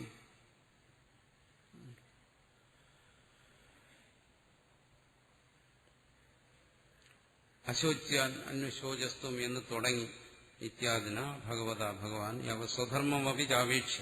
ഈ 2-ാം അധ്യായത്തിലെ 31-ാമത്തെ ശ്ലോകം വരെ. ഇത്യേതത് അന്തേന ഗ്രന്ഥേന, ഇതുവരെയുള്ള ഗ്രന്ഥഭാഗങ്ങളെ കൊണ്ട്, ഇതുവരെയുള്ള ഭഗവാന്റെ സംഭാഷണത്തിലൂടെ യത് പരമാർത്ഥ ആത്മതത്വ നിരൂപണം കൃതം. അവിടെ എന്താണ്? പരമാർത്ഥ ആത്മതത്വ, പരമാർത്ഥമായിട്ടുള്ള ആത്മതത്വ നിരൂപണമാണ് ചെയ്തിരിക്കുന്നത്. ഇത് ഈ മീമാംസകരോ അല്ലെങ്കിൽ അതുപോലെയുള്ള മറ്റ് ദാർശനികന്മാരോ പറയുന്ന ആത്മതത്വ നിരൂപണമല്ല. അതെന്താണ്? പരമാർത്ഥമായിട്ടുള്ള ആത്മതത്വ നിരൂപണമാണ്. എന്ന് വെച്ചാൽ ആത്മാവിന്റെ പരമാർത്ഥ സ്വരൂപത്തെ വെളിപ്പെടുത്തുന്ന നിരൂപണമാണ് അവിടെ ചെയ്തത്, ഭഗവാൻ ചെയ്തത്. അതിനെന്ത് പറയുന്നു? തത് സാഖ്യം. അതിന് സാഖ്യം എന്ന് പറയുന്നു. സാഖ്യം എന്നിവിടെ പറയുന്നത് അദ്വൈതമാണ്. പക്ഷെ ഗീതയിൽ അദ്വൈതം എന്നല്ല പറഞ്ഞത്, സാഖ്യം എന്നാണ് പറഞ്ഞത്. എന്തുകൊണ്ടാണ് അതിന് സാഖ്യം എന്ന് പറയാൻ കാരണം? കപില മഹർഷി അവതരിപ്പിച്ച സാഖ്യ സിദ്ധാന്തവുമായിട്ട് ഇതിനുള്ള സാധർമ്യം കൊണ്ടാണ്. അതായത് ഈ അദ്വൈതം എന്ന ആശയത്തിൽ മുഖ്യമായി സ്വീകരിച്ചിരിക്കുന്ന, ആചാര്യസ്വാമികൾ മുഖ്യമായി സ്വീകരിച്ചിരിക്കുന്ന പല കാര്യങ്ങളും ഈ സാഖ്യ സിദ്ധാന്തത്തിൽ സമ്മതമുള്ള കാര്യങ്ങളാണ്. കപില മഹർഷി അവതരിപ്പിച്ച കാര്യങ്ങളാണ്. ഒന്നെന്താണ്? ആത്മാവ് നിർലേപമാണ്, സാഖ്യന്മാർ പറയുന്നതാണ്. പക്ഷെ ഒരു ആത്മാവിനെ അനേകമായി സ്വീകരിക്കുന്നു, അത് ഇവിടെ ആചാര്യസ്വാമികൾ സ്വീകരിക്കുന്നില്ല. മറ്റൊന്നവർ പറയുന്നു ഈ ആത്മാവ് കർത്താവല്ല എന്ന് പറയുന്നു. അതിൽ തന്നെ ചിലര് ആത്മാവിനെ ഭോക്താവായി സ്വീകരിക്കുന്നു, ചിലർ ഭോക്താവായി സ്വീകരിക്കുന്നില്ല. ഒരു കാര്യം തറപ്പിച്ച് പറയുന്നുണ്ട്, ഈ പുരുഷനും പ്രകൃതിയും ഇത് രണ്ടും അത്യന്തം ഭിന്നമാണ്. പുരുഷന് പ്രകൃതിയോടുള്ള ബന്ധം, അതാണ് ആ ജീവന്റെ ബന്ധം. പുരുഷൻ പ്രകൃതിയിൽ നിന്നും മാറി നിൽക്കുന്നു, അല്ലെങ്കിൽ ആ പ്രകൃതി പുരുഷനെ ഉപേക്ഷിക്കുന്നത്, അതാണ് മോക്ഷം. അപ്പൊ ഈ പറയുന്ന കാര്യങ്ങളിലെല്ലാം ആചാര്യസ്വാമികൾക്കും സമ്മതമുണ്ട്. ഈ പറയുന്ന സാഖ്യ സിദ്ധാന്തത്തെ ഒന്നുകൂടി പരിഷ്കരിച്ചാണ് ഈ അദ്വൈത സിദ്ധാന്തം ആചാര്യസ്വാമികൾ ആവിഷ്കരിച്ചിരിക്കുന്നത്. മഹാഭാരതത്തിൽ പല ഭാഗങ്ങളിലും, ഗീതയിൽ മാത്രമല്ല പല ഭാഗങ്ങളിലും ഈ സാഖ്യ സിദ്ധാന്തത്തിന്റെ വിശദീകരണം കാണാം. ഇവിടെ തന്നെ ഇനി ശരീരം, ഇന്ദ്രിയം, മനസ്സ് തുടങ്ങിയ കാര്യങ്ങളെല്ലാം വിശദീകരിക്കുമ്പോൾ അത് കൂടുതലും സാഖ്യ സിദ്ധാന്ത അനുസാരിയായിട്ടാണ് അതിനെ വിശദീകരിച്ചിരിക്കുന്നത്. അതുകൊണ്ട് തത്വജ്ഞാനത്തിന്, ആത്മതത്വജ്ഞാനത്തിന് ഈ സാഖ്യ സിദ്ധാന്തത്തിൽ വലിയ സ്ഥാനമുള്ളതുകൊണ്ട് അതിന് സാഖ്യം എന്നുള്ള ഒരു പേര് വന്നു. അതേസമയം സാഖ്യ ദർശനത്തെ, കപിലന്റെ സാഖ്യ ദർശനത്തെ ശങ്കരാചാര്യർ അതേപടി അംഗീകരിക്കുന്നുമില്ല. അതിന് സ്വീകരിക്കാവുന്ന ഭാഗങ്ങൾ സ്വീകരിക്കുന്നുമുണ്ട്. പക്ഷെ മഹാഭാരതത്തിനും മറ്റും ആ സാഖ്യ ദർശനം അതേപടി തന്നെ പല ഭാഗങ്ങളും വിശദീകരിക്കുന്നു. അപ്പോൾ ഈ മഹാഭാരത കാലഘട്ടത്തിനും മറ്റും ആത്മതത്വത്തെക്കുറിച്ചുള്ള ദർശനം എന്ന് പറഞ്ഞാൽ അത് പ്രധാനമായി സ്വീകരിച്ചിരിക്കുന്ന ഈ സാഖ്യ ദർശനത്തെ തന്നെയാണ്. മഹാഭാരതത്തിന്റെ കാലം കഴിഞ്ഞ് വളരെ കാലം കഴിഞ്ഞാണ് ശങ്കരാചാര്യരുടെ വരവ്. അപ്പൊ ശങ്കരാചാര്യ കാലമായപ്പോഴേക്കും അതിനെ ആചാര്യസ്വാമികൾ അതിൽ കുറെ മാറ്റങ്ങൾ വരുത്തി. പക്ഷെ ഗീതയിലും മറ്റും അത് അതേ പേരിൽ തന്നെ തുടർന്നു. അതുകൊണ്ടാണ് ഇവിടെ സാഖ്യം എന്നുള്ള ശബ്ദം ഉപയോഗിച്ചത്. ഇവിടെ സാഖ്യം എന്നുള്ളതുകൊണ്ട് ആചാര്യസ്വാമികൾ അതിന് കൊടുക്കുന്ന ഭാഷ്യം അദ്വൈതമാണ്. പക്ഷെ സാഖ്യമതാവലംബികൾ ഇവിടുത്തെ സാഖ്യത്തെ സാഖ്യമായിട്ട് തന്നെയാണ് സ്വീകരിക്കുന്നത്. അവർ പറയുന്നത് ഗീതയിൽ ചർച്ച ചെയ്യുന്നത് സാഖ്യമതം തന്നെ എന്നാണ് അവരുടെ അഭിപ്രായം. എന്തായാലും ആ സാഖ്യത്തിന് അദ്വൈതത്തിലുള്ള സ്ഥാനം വളരെ വലുതാണ്. സാഖ്യത്തെ ആചാര്യസ്വാമികൾ പൂർണ്ണമായി സ്വീകരിക്കുന്നില്ല. എന്നാൽ ഇവിടെ ആ സാഖ്യ ശബ്ദത്തെ സ്വീകരിച്ചിട്ട് അതിന് അദ്വൈതപരമായി വ്യാഖ്യാനം കൊടുക്കുകയാണ്. അപ്പൊ ആത്മാവിന്റെ പരമാർത്ഥ തത്വ നിരൂപണം, അതാണ് സാഖ്യം, അതാണ് ഇവിടുത്തെ അദ്വൈതം ആചാര്യസ്വാമികളുടെ ഭാഷ്യമനുസരിച്ച്. തദ്വിഷയ ബുദ്ധി ആത്മനോ ജന്മാദി ഷഡ്വിക്രിയാഭാവ അകർത്ത ആത്മേതി പ്രകരണാർത്ഥ നിരൂപണാത് യാ ജായതേ സ സാഖ്യബുദ്ധി. സാ യേഷാം ജ്ഞാനിനാം ഉചിത ഭവതി തേ സാഖ്യാഹ. അതായത് ഇവിടുത്തെ ഈ സാഖ്യ ശബ്ദത്തെ അത് സാഖ്യ സമ്പ്രദായമാണ് എന്ന് വരാൻ പാടില്ല ആചാര്യസ്വാമികൾക്ക്. ഇവിടുത്തെ സാഖ്യത്തിന് അദ്വൈതി എന്നുള്ള അർത്ഥം തന്നെ വരണം. ആ രീതിയിലൂടെ വ്യാഖ്യാനിക്കുകയാണ്. കാരണം ആചാര്യസ്വാമികളെ സംബന്ധിച്ചിടത്തോളം അദ്വൈതി ആയതുകൊണ്ട് എവിടെയും അദ്വൈതമേ കാണാൻ പറ്റും. ഇനി സാഖ്യമോ മറ്റേതെങ്കിലും ദർശനമോ ആയിക്കൊള്ളട്ടെ, പക്ഷെ അതിനെ സ്വീകരിക്കാൻ ഒരു അദ്വൈതിക്ക് കഴിയത്തില്ല. കാരണം അദ്വൈതമാണ് സർവത്ര ദർശിക്കുന്നത്. അതുകൊണ്ട് അതിനെ അങ്ങനെ വ്യാഖ്യാനിക്കുകയാണ്. ഇവിടെ ഗീതയിൽ ഈ ഭാഗത്ത് അശോച്യാനെന്ന് തുടങ്ങി 31-ാമത്തെ ശ്ലോകം വരെ ഉള്ള ഭാഗങ്ങളിൽ ചർച്ച ചെയ്യുന്ന പരമാത്മ ആത്മതത്വ നിരൂപണം, അതാണ് സാഖ്യം. യേഷാതെ അഭീത സാഖ്യം എന്ന് സാഖ്യ ശബ്ദം ഉപയോഗിച്ചിട്ടാണ് ഭഗവാൻ അത് പറഞ്ഞത്. തദ്വിഷയാ ബുദ്ധി, അങ്ങനെയുള്ള പരമാർത്ഥ ആത്മാവിനെ കുറിച്ചുള്ള അറിവ്, ബുദ്ധി എന്ന് വെച്ചാൽ അറിവ്, പരമാർത്ഥമായിട്ടുള്ള ആത്മാവിനെ കുറിച്ചുള്ള അറിവ്. പരമാർത്ഥമായ ആത്മബോധം എന്ന് പറയുമ്പോൾ ആത്മാവ് ഏകമാണ്, ശുദ്ധമാണ്, മുക്തമാണ്, നിത്യമാണ് എന്നെല്ലാം പറയുന്ന ആ ബുദ്ധി, അതടുത്ത് പറയുന്നു ആത്മനഃ ജന്മാദി ഷഡ്വിക്രിയ അഭാവ. ആത്മാവിന് ജന്മാദി ഷഡ്വിക്രിയകളില്ല. ഈ ആത്മാവ് ആത്മാവ് എന്ന് പറയുമ്പോൾ മറ്റേതൊരു വസ്തുവിനെ കുറിച്ചാണ് ഇവിടെ ചർച്ച ചെയ്യുന്നു എന്ന് വിചാരിക്കുന്നത്. ഇവിടെ മീമാംസകൻ പറയുന്നു തന്നിൽ ഈ വികാരങ്ങളെല്ലാം ഉണ്ട്. സാഖ്യനും അത് ഏറെക്കുറെ അംഗീകരിക്കുന്നുണ്ട്, ഭോക്തൃത്വം മറ്റും അംഗീകരിക്കുന്നുണ്ട് സാഖ്യന്മാരിൽ ഒരു വിഭാഗക്കാർ.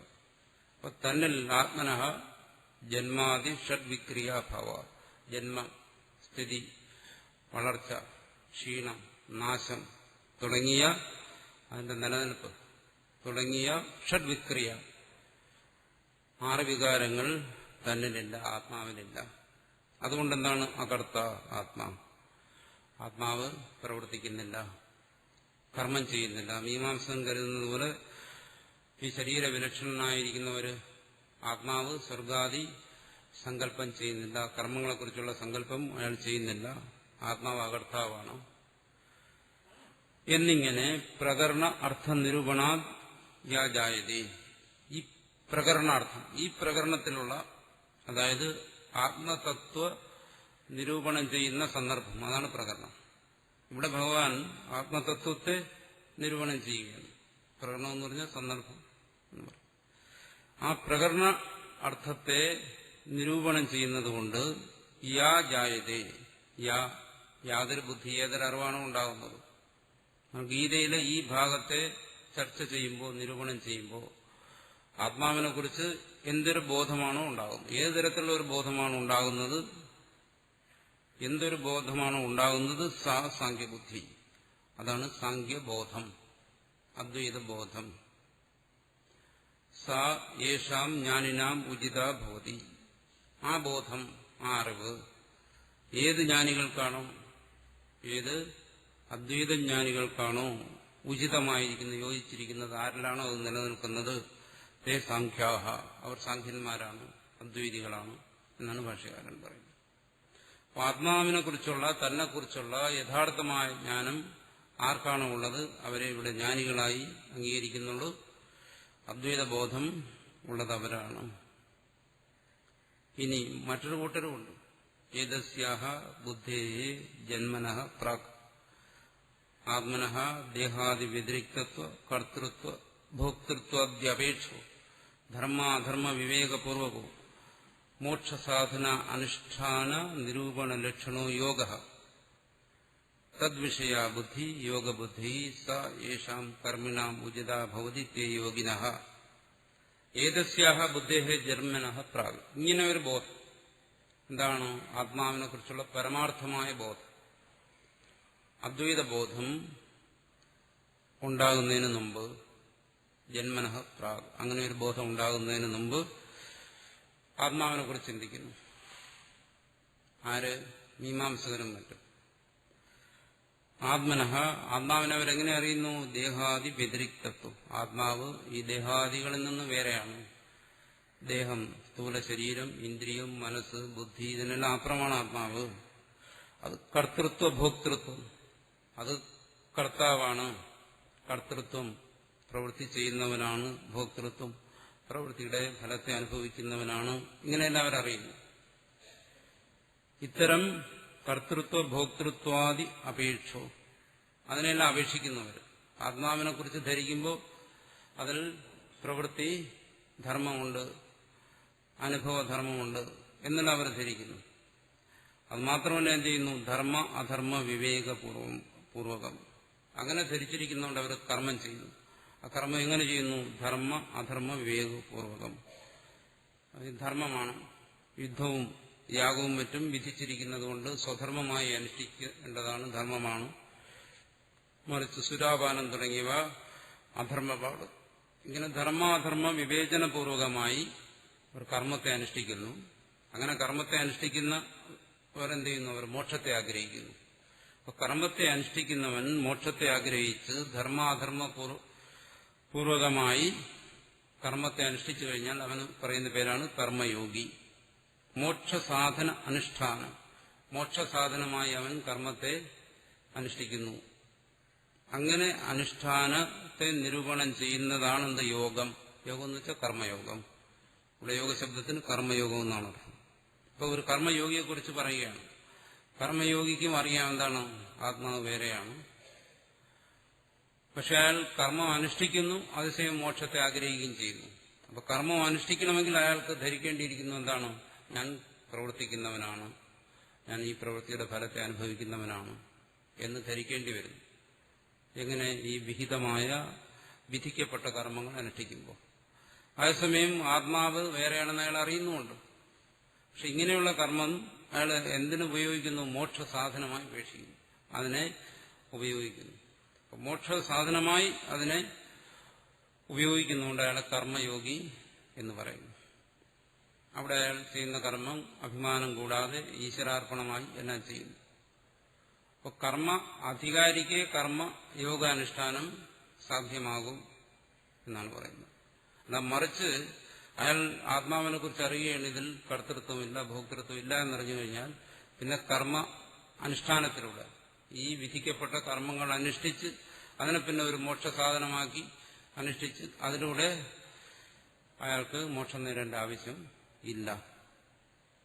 അതുകൊണ്ട് ആത്മാവിനെ ആരാണോ ആത്മാവ് പ്രവർത്തിക്കുന്നവനാണ്, ഫലത്തെ അനുഭവിക്കുന്നവനാണ് എന്ന് അറിയുന്നത്, അവന് മാത്രമേ ഈ വിഹിതമായ കർമ്മങ്ങളെ യോഗാത്മകമായി അനുഷ്ഠിക്കേണ്ട ആവശ്യം വരുന്നുള്ളൂ. ഇത് സാധാരണ കർമ്മത്തെക്കുറിച്ചല്ല പറയുന്നത്. തദ്വിഷയാബുദ്ധി, അങ്ങനെ ആത്മാവിനെ കുറിച്ചുള്ള ബോധം, ആത്മാവ് പ്രവർത്തിക്കുന്നവനാണ്, ഫലത്തെ കിട്ടുന്നവനാണ്, ആർക്കാണോ ഉള്ളത് അവർ കർമ്മയോഗികൾ. ആ ബുദ്ധിയെ യോഗബുദ്ധി, കർമ്മയോഗബുദ്ധി എന്ന് പറയുന്നു. സ യേഷാം കർമ്മിണാം ഉചിതാഭവതി, ഏത് കർമ്മികൾക്കാണോ അതുള്ളത്, തേ യോഗിനഃ, അവർ കർമ്മയോഗികളാണ് എന്ന് പറയുമ്പോൾ നമ്മൾ ഒരിക്കലും ധരിക്കരുത് നമ്മൾ സാധാരണ രീതിയിൽ ചെയ്തു വരുന്ന ജപധ്യാനാദി അനുഷ്ഠാനങ്ങളെയൊന്നും അല്ല ഇവിടെ ഉദ്ദേശിക്കുന്നു. അതൊന്നുമല്ല. ഇവിടെ കർമ്മയോഗിയെക്കുറിച്ച് പറയുന്നു. നമ്മളിപ്പോൾ ജപധ്യാനാദികൾ അനുഷ്ഠിക്കുമ്പോൾ നമ്മൾക്ക് അതിനോടൊപ്പം തത്വബോധം നമ്മൾ നേടുന്നു. ആത്മാവിനെ കുറിച്ചുള്ള ബോധം നമ്മൾ ബൗദ്ധികമായെങ്കിലും മനസ്സിലാക്കുന്നു. മനസ്സിലാക്കിയിട്ട് മറ്റ് അനുഷ്ഠാനങ്ങളൊക്കെ ചെയ്യുന്നു. അങ്ങനെ ചെയ്യുന്ന സമയത്ത് ഇവിടെ ജ്ഞാനകർമ്മ സമുച്ചയം അതൊന്നും വരുന്നില്ല.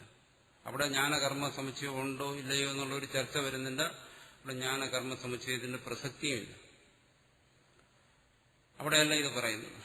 മോക്ഷസാധനമായി മറ്റ് സാധനങ്ങൾ അനുഷ്ഠിക്കുന്നിടത്തല്ല, അല്ലെങ്കിൽ യോഗത്തെ അനുഷ്ഠിക്കുന്നു, അവിടെയൊന്നുമല്ല.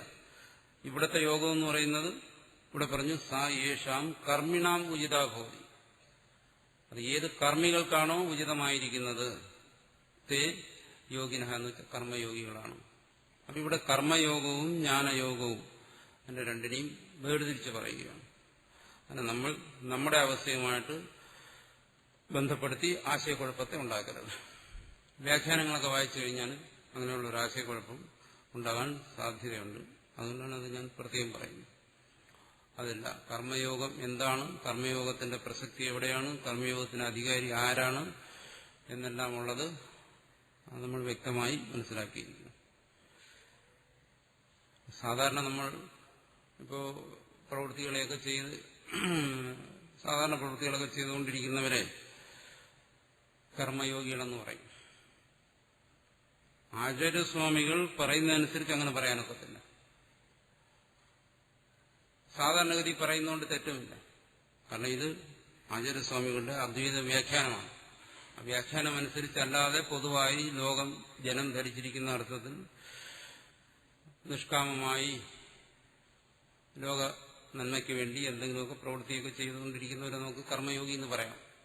പക്ഷെ ഇവിടെ പറയുന്ന യോഗി അതല്ല. ഇവിടെ പറയുന്നത് എന്താണ്? ആ യോഗിക്ക് കർത്തൃത്വ ഭോക്തൃത്വാദി ബുദ്ധികളുണ്ട്. ദേഹവ്യതിരിക്തമായ ആത്മാവിനെ അറിയുന്നു. ധർമാധർമ്മപൂർവമായി അയാൾ പ്രവൃത്തി ചെയ്യുന്നുണ്ട്. മോക്ഷത്തെ അയാൾ ആഗ്രഹിക്കുന്നുണ്ട്. വിഹിതമായ കർമ്മങ്ങളാണ് അയാൾ ചെയ്യുന്നത്. അങ്ങനെ ഉള്ള ഒരാളിനെയാണ് ഇവിടെ കർമ്മയോഗി എന്ന് പറയുന്നത്. അദ്വൈത മതമനുസരിച്ച് ആണ് പറയുന്നത്. തഥാച ഭഗവത വിഭക്തേ ദ്വേ ബുദ്ധി നിർദ്ദിഷ്ടേ. അതുകൊണ്ട് ഭഗവാൻ എന്ത് ചെയ്തു? വിഭജിച്ച് രണ്ട് ബുദ്ധി, രണ്ട് ബോധത്തെ ഇവിടെ നിർദ്ദേശിച്ചിരിക്കുകയാണ്. യേശാത്തെ അഭീത സാഖ്യേ ബുദ്ധിർയോഗി തിമാൻ ശൃണു. 39ാമത്തെ ശ്ലോകത്തിൽ പറയും, ഇതുവരെ നിന്നോട് സാഖ്യബുദ്ധി, ഭാഷ്യകാരന്റെ അഭിപ്രായം അനുസരിച്ച് അദ്വൈത ബോധം, അതാണ് നിന്നെ ബോധിപ്പിച്ചത്. ഇനി ബുദ്ധിർയോഗി, കർമ്മയോഗത്തെക്കുറിച്ച് നിനക്ക് പറഞ്ഞു തരാം എന്ന് വേർതിരിച്ച് പറയുന്നു എന്നാണ്. തയോശ്ച സാഖ്യബുദ്ധ്യാശ്രയാം ജ്ഞാനയോഗേന നിഷ്ഠാം സാഖ്യാനാം വിഭക്താം വക്ഷ്യതി പുരാ വേദാത്മന മയാ പ്രോക്ത ഇതി. തയോസ്, ഈ രണ്ട് ബുദ്ധി, കർമ്മയോഗത്തിന് വേണ്ട ബോധവും ആത്മനിഷ്ഠയ്ക്ക് വേണ്ട ബോധവും, സാഖ്യ ബുദ്ധി ആശ്രയയാം, അതിൽ ആ ജ്ഞാനബോധം, അതാണ് സാഖ്യബുദ്ധി ആശ്രയാം. ആശ്രയാം ജ്ഞാനയോഗേന നിഷ്ഠാൻ, ജ്ഞാനയോഗത്തിലുള്ള നിഷ്ഠ, ആത്മാവിന്റെ പരമാർത്ഥ ബോധത്തിലുള്ള ആ നിഷ്ഠ, അത് സാഖ്യാണ്. സാഖ്യന്മാർക്ക് വേണ്ടി വിഭക്തം വേർതിരിച്ച് പറയുന്നുണ്ട്. അത് കർമ്മികൾക്കുള്ളതല്ല. എന്താണ്? പുരാ വേദാത്മന മയ പ്രോക്തായി, മുമ്പ് വേദസ്വരൂപനായ ഞാൻ തന്നെ ഇക്കാര്യം പറഞ്ഞിട്ടുണ്ട് എന്നിങ്ങനെ പറയുന്നുണ്ടെന്നാണ്. അത് എവിടെയാണ് പറഞ്ഞിരിക്കുന്നത് എന്നറിയാൻ വയ്യ, എവിടെയോ പറഞ്ഞിട്ടുണ്ടെന്നാണ്. തഥാച യോഗബുദ്ധ്യാശ്രയാം കർമ്മയോഗേന നിഷ്ഠാം വിഭക്താം വക്ഷ്യതി കർമ്മയോഗേന യോഗിനാം. അതുപോലെ തന്നെ യോഗബുദ്ധി ആശ്രയിച്ചുള്ള കർമ്മയോഗനിഷ്ഠ, അത് പ്രത്യേകം പറയുന്നുണ്ട്. യോഗബുദ്ധി എന്ന് വെച്ചാൽ കർമ്മയോഗത്തിനുള്ള ബോധം, അത് ആത്മാവ് കർത്താവാണ് ഭോക്താവാണ് എന്നുള്ള ബോധം. അങ്ങനെയുള്ള ബോധത്തോടുകൂടിയ കർമ്മയോഗനിഷ്ഠയെ വേർതിരിച്ച് പറയുന്നുണ്ട് കർമ്മയോഗേന യോഗിനാം ഇതി. ഇനി ഗീതയിൽ തന്നെ ഇതല്ലാതെ ഉള്ള യോഗത്തെയും ചർച്ച ചെയ്യുന്നുണ്ട്. കർമ്മയോഗം അല്ലാതെയുള്ള യോഗം, ധാരണ ധ്യാന സമാധികളിലൂടെയുള്ള യോഗം, അത് വേറൊരു ഭാഗത്ത് ചർച്ച ചെയ്യുന്നുണ്ട്. ഇവിടെ പറയുന്ന യോഗം കർമ്മയോഗേന യോഗിനാം, കർമ്മയോഗികളുടെ യോഗത്തെയാണ്. ഏവം സാഖ്യബുദ്ധിം യോഗബുദ്ധിം ച ആശ്രിത്യ ദേ നിഷ്ഠേ വിഭക്തി ഭഗവതായേവ ഉക്തേ ജ്ഞാനകർമ്മണോ കർത്തൃത്വ അകർത്തൃത്വ ഏകത്വ അനേകത്വ ബുദ്ധിയാശ്രയോ യുഗപത് ഏകപുരുഷ ആശ്രയത്വ അസംഭവം പശ്യത. അതുകൊണ്ട് ഈ സാഖ്യബുദ്ധിയും യോഗബുദ്ധിയും ച, കർമ്മയോഗിക്ക് വേണ്ട ആത്മബോധവും ജ്ഞാനനിഷ്ഠയ്ക്ക് വേണ്ട ആത്മബോധവും, ഈ രണ്ട് ബോധത്തെയും ആശ്രയിച്ചിട്ട് ദ്വേ നിഷ്ഠയെ, രണ്ട് തരത്തിലുള്ള നിഷ്ഠകൾ. ഇവിടെ കർമ്മയോഗത്തിന് പ്രാധാന്യം കൊടുക്കുന്ന എന്തുകൊണ്ട്? കാരണം അർജുനൻ കർമ്മത്യാഗത്തിന് തയ്യാറായിരിക്കുന്നു. അതുകൊണ്ട് അതിനെ പ്രത്യേകം എടുത്തു പറയുകയാണ്. ദ്വേ നിഷ്ഠയെ, രണ്ട് നിഷ്ഠകൾ. വിഭക്തിയെ വേർതിരിച്ച് ഭഗവത ഏവ ഉക്തേ, ഭഗവാൻ തന്നെ പറഞ്ഞിട്ടുണ്ട്. ജ്ഞാനകർമ്മണോഹോ, ജ്ഞാനത്തിന്റെയും കർമ്മത്തിന്റെയും നിഷ്ഠ. ഒന്നെന്താണ്? കർത്തൃത്വം.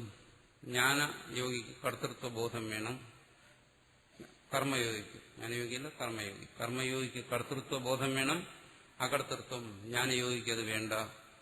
ഏകത്വം, ജ്ഞാനയോഗിയെ സംബന്ധിച്ചിടത്തോളം ഏകത്വ ബോധമാണ്. കർമ്മയോഗിക്കാണെങ്കിലോ അനേകത്വം. അങ്ങനെയുണ്ട്. കർമ്മയോഗി ആത്മാവിനെ അനേകമായി കാണുന്നു. മീമാംസ ആത്മാവ് അവിടെ ഏകമല്ല. ഓരോ ആത്മാവും വേറെ വേറെ പ്രവൃത്തി ചെയ്യുന്നു, വേറെ വേറെ ഫലത്തെ അനുഭവിക്കുന്നു. അതുകൊണ്ട് അനേകത്വം. അപ്പൊ കർമ്മയോഗിക്ക് ആത്മാവിനെ സംബന്ധിച്ച് അനേകത്വ ബോധമാണ്, ജ്ഞാനയോഗിക്ക് ഏകത്വ ബോധമാണ്. ഇങ്ങനെയുള്ള ബുദ്ധിയാശ്രയോ, ഇങ്ങനെയുള്ള ബോധത്തോടുകൂടിയവർ, അവർക്ക് യുഗപത്, ഇങ്ങനെയുള്ള രണ്ട് ബോധത്തെ ആശ്രയിച്ചാണ് ഈ ജ്ഞാനയോഗവും കർമ്മയോഗവും നടക്കുന്നത്.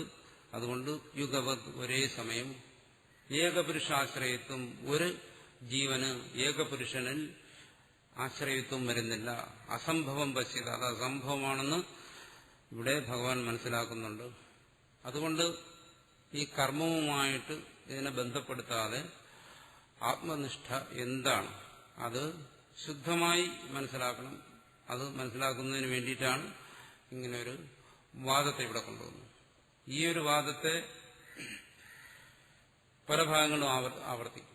അവിടെ ആവർത്തിക്കുന്നിടത്തെല്ലാം ഭാഷ്യകാരന്റെ ഒരു ഉദ്ദേശം ഇതാണ്: ആത്മാവിന്റെ ഈ പറയുന്ന തരത്തിലുള്ള പരമാർത്ഥ സ്വരൂപം ജിജ്ഞാസ മനസ്സിലാക്കിയിരിക്കണം. അതിന് കർത്തൃത്വ ഭോക്തൃത്വാദി ധർമ്മങ്ങളൊന്നും ഇല്ല. അത് ബുദ്ധ നിത്യ ശുദ്ധ മുക്ത സ്വരൂപമാണ് എന്നുള്ള അതിന്റെ പരമാർത്ഥ സ്വരൂപത്തെ വെളിപ്പെടുത്തുന്നതിന് വേണ്ടി ആണ് ആവർത്തിച്ച് ഈ ജ്ഞാന കർമ്മ സമുച്ചയത്തെ നിഷേധിക്കുന്നത്. ഈ പറയുന്നത് ഗീതയിൽ മാത്രമല്ല, ശ്രുതിയിലും ഇപ്രകാരം തന്നെ എന്നാണ് അടുത്ത് പറയുന്നത്. യഥാ ഏതദ് വിഭാഗവചനം തഥൈവ ദർശിതം ശാതപതിയെ ബ്രാഹ്മണേ. ശാതപതിയെ ബ്രാഹ്മണം നമ്മൾക്ക് ഇന്ന് കിട്ടുന്ന ബൃഹദാരണ്യ ഉപനിഷത്ത്, അവിടെയും ഈ വിഭാഗവചനം വേർതിരിച്ച് പറഞ്ഞിട്ടുണ്ട്. തഥൈവം ഇവിടെ എങ്ങനെയാണോ ഇത് അതുപോലെ തന്നെ അവിടെയും പറഞ്ഞിട്ടുണ്ട്. എന്താണ്? ഏതമേവ പ്രവ്രാജനോ ലോകം ഇച്ഛന്തോ ബ്രാഹ്മണാഹ പ്രവ്രജന്തി. പ്രവ്രാജന ലോകം, സന്യാസിമാരുടെ ലോകം, അതായത് കർമ്മികളിൽ നിന്നും സന്യാസിയുടെ വ്യത്യാസത്തെ കാണിക്കുകയാണ്. ഇവിടെ പറയുന്ന കർമ്മനിഷ്ഠ ഗൃഹസ്ഥനും ജ്ഞാനനിഷ്ഠ സന്യാസിക്കുമെന്നാണ് ആചാര്യസ്വാമി വേർതിരിക്കുന്നത്. ഈ കർമ്മനിഷ്ഠ ഉള്ള ഗൃഹസ്ഥന്റെ ലോകം എന്താണോ? ഒന്ന് ഈ ലോകം തന്നെ, മറ്റൊന്ന് മരണശേഷം കിട്ടുന്ന സ്വർഗാദി ലോകങ്ങൾ. പക്ഷേ പ്രവ്രജനം ചെയ്യുന്നവനായ ബ്രാഹ്മണാഹ, ബ്രാഹ്മണന്റെ ലോകം എന്താണ്? അത് ആത്മനിഷ്ഠ അല്ലെങ്കിൽ മോക്ഷം, അതാണ് ലോകം. അത് ആഗ്രഹിക്കുന്നവനായ, മോക്ഷത്തെ ആഗ്രഹിക്കുന്നവനായ ആ ബ്രാഹ്മണൻ എന്ത് ചെയ്യുന്നു? പ്രവ്രജന്തി, സന്യസിക്കുന്നു. ഈ കർമ്മങ്ങളെല്ലാം ത്യജിക്കുന്നു. എന്നുവെച്ചാൽ കർത്തൃത്വ ഭോക്തൃത്വ ബുദ്ധിയോടുകൂടിയിരിക്കുന്ന ആ മീമാംസയെ ത്യജിക്കുന്നു, പൂർവ്വമീമാംസയെ ത്യജിക്കുന്നു. അയാളിൽ നിന്ന് ഞാൻ പ്രവർത്തിക്കുന്നവനാണ്, ഞാൻ ഫലത്തെ അനുഭവിക്കുന്നവനാണ് എന്നുള്ള ആ ബോധത്തെ അയാൾ ത്യജിക്കുന്നു. അതോടൊപ്പം അയാളുടെ ബാഹ്യ കർമ്മങ്ങളും പോകുന്നു. ഇത് സർവകർമ്മസന്യാസം വിധായ, അയാളെന്ത് ചെയ്യുന്നു? ആ വിഹിതമായിരിക്കുന്ന സർവകർമ്മങ്ങളെയും ത്യജിക്കുന്നു. ത്യജിച്ചിട്ട് തച്ഛേഷേണ, ആ ത്യാഗം എന്ന് പറയുമ്പം ബാഹ്യമായും ആന്തരികമായും അതിന്റെ ഒരു അംഗം എന്നുള്ള നിലയ്ക്ക്, അതിന്റെ ഒരു ഭാഗം എന്നുള്ള നിലയ്ക്ക് ശ്രുതി തന്നെ വീണ്ടും പറയുന്നു, കിം പ്രജയാ കരിഷ്യാമോ എന്നാണ്. അതായത് പൂർവ്വമീമാംസയെ സംബന്ധിച്ചിടത്തോളം ഉള്ള ഒരു നിയമം, ഈ പറയുന്ന കർമ്മങ്ങൾ അനുഷ്ഠിക്കണമെങ്കിൽ അതാണ് ലൗകിക കർമ്മങ്ങളും വിഹിത കർമ്മങ്ങളും തമ്മിലുള്ള വ്യത്യാസം.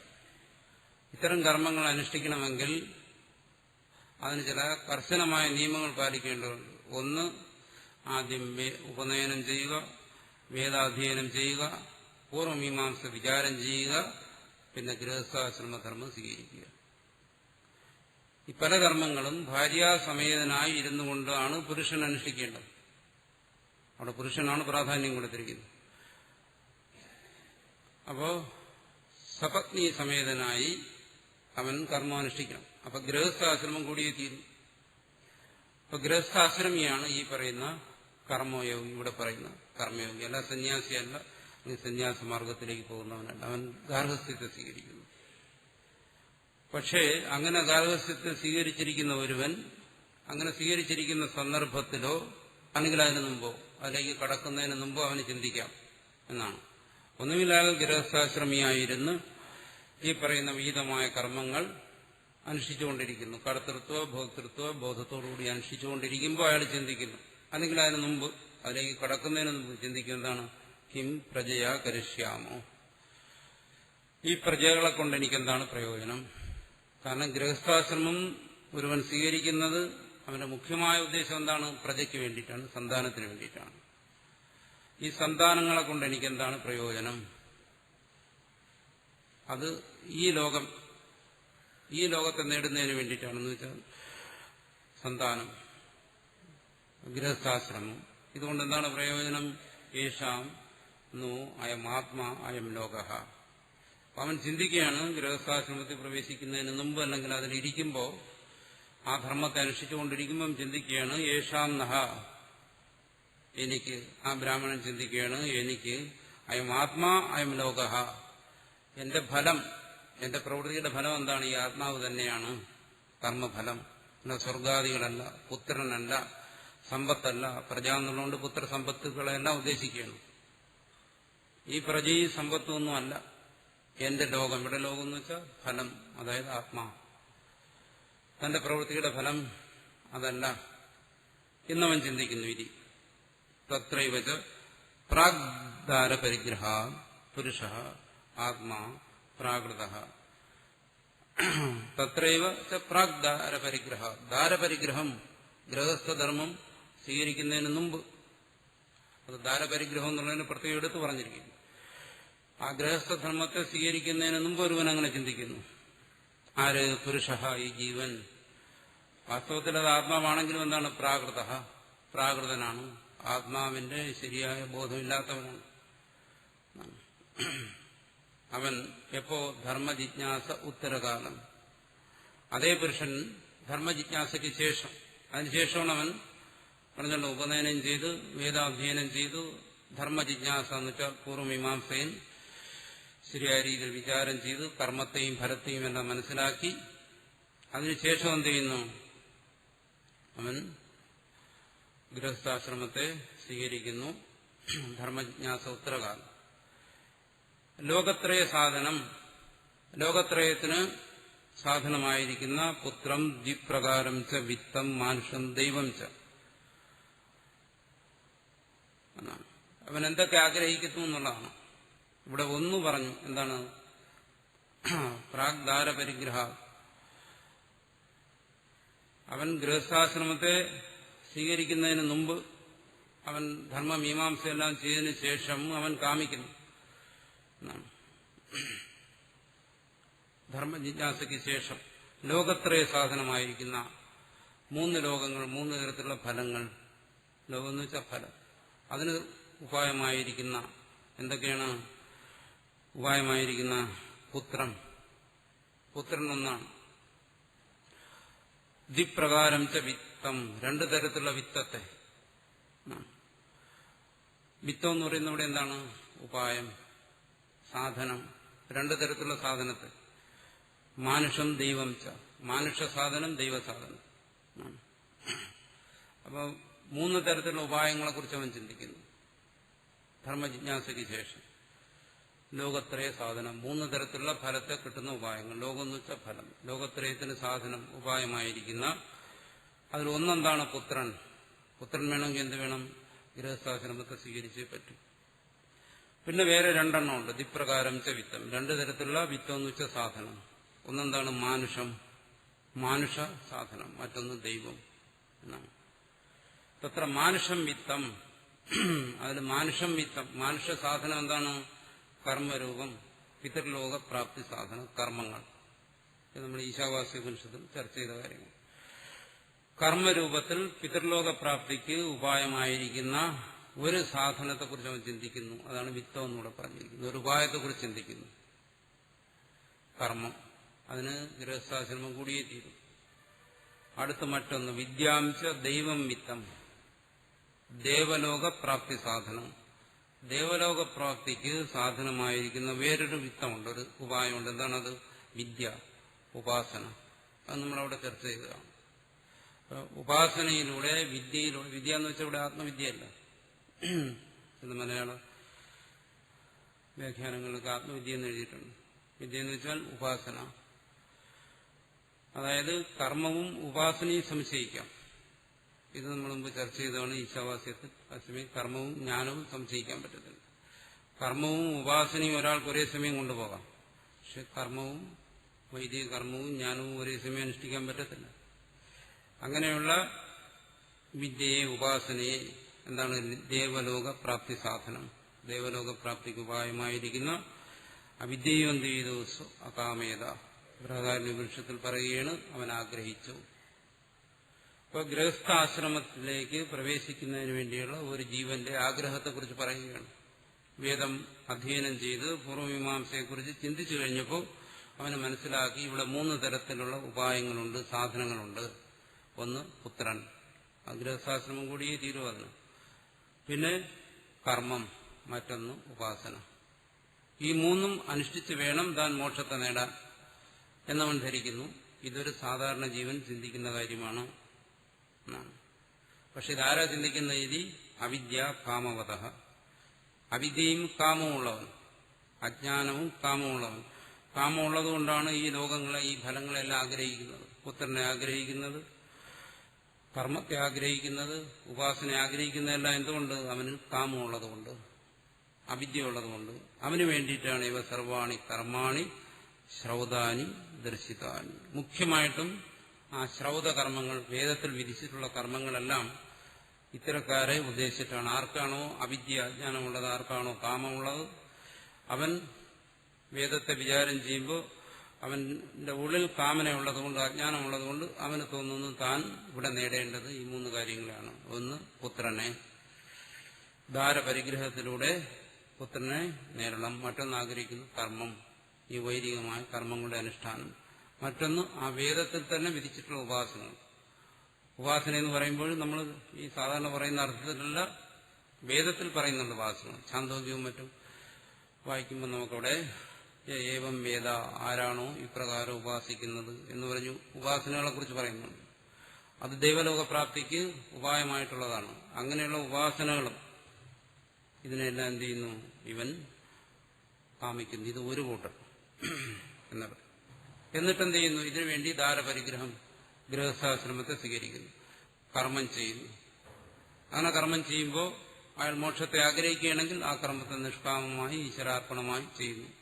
അല്ലെങ്കിൽ അതിൽ തന്നെയുള്ള കർമ്മങ്ങളെ, കാമ്യ നിഷിദ്ധ കർമ്മങ്ങളെല്ലാം ഒഴിവാക്കി നിത്യ നൈമിത്യ കർമ്മങ്ങൾ അനുഷ്ഠിച്ച് ചിത്തശുദ്ധി നേടുന്നു എന്നർത്ഥം.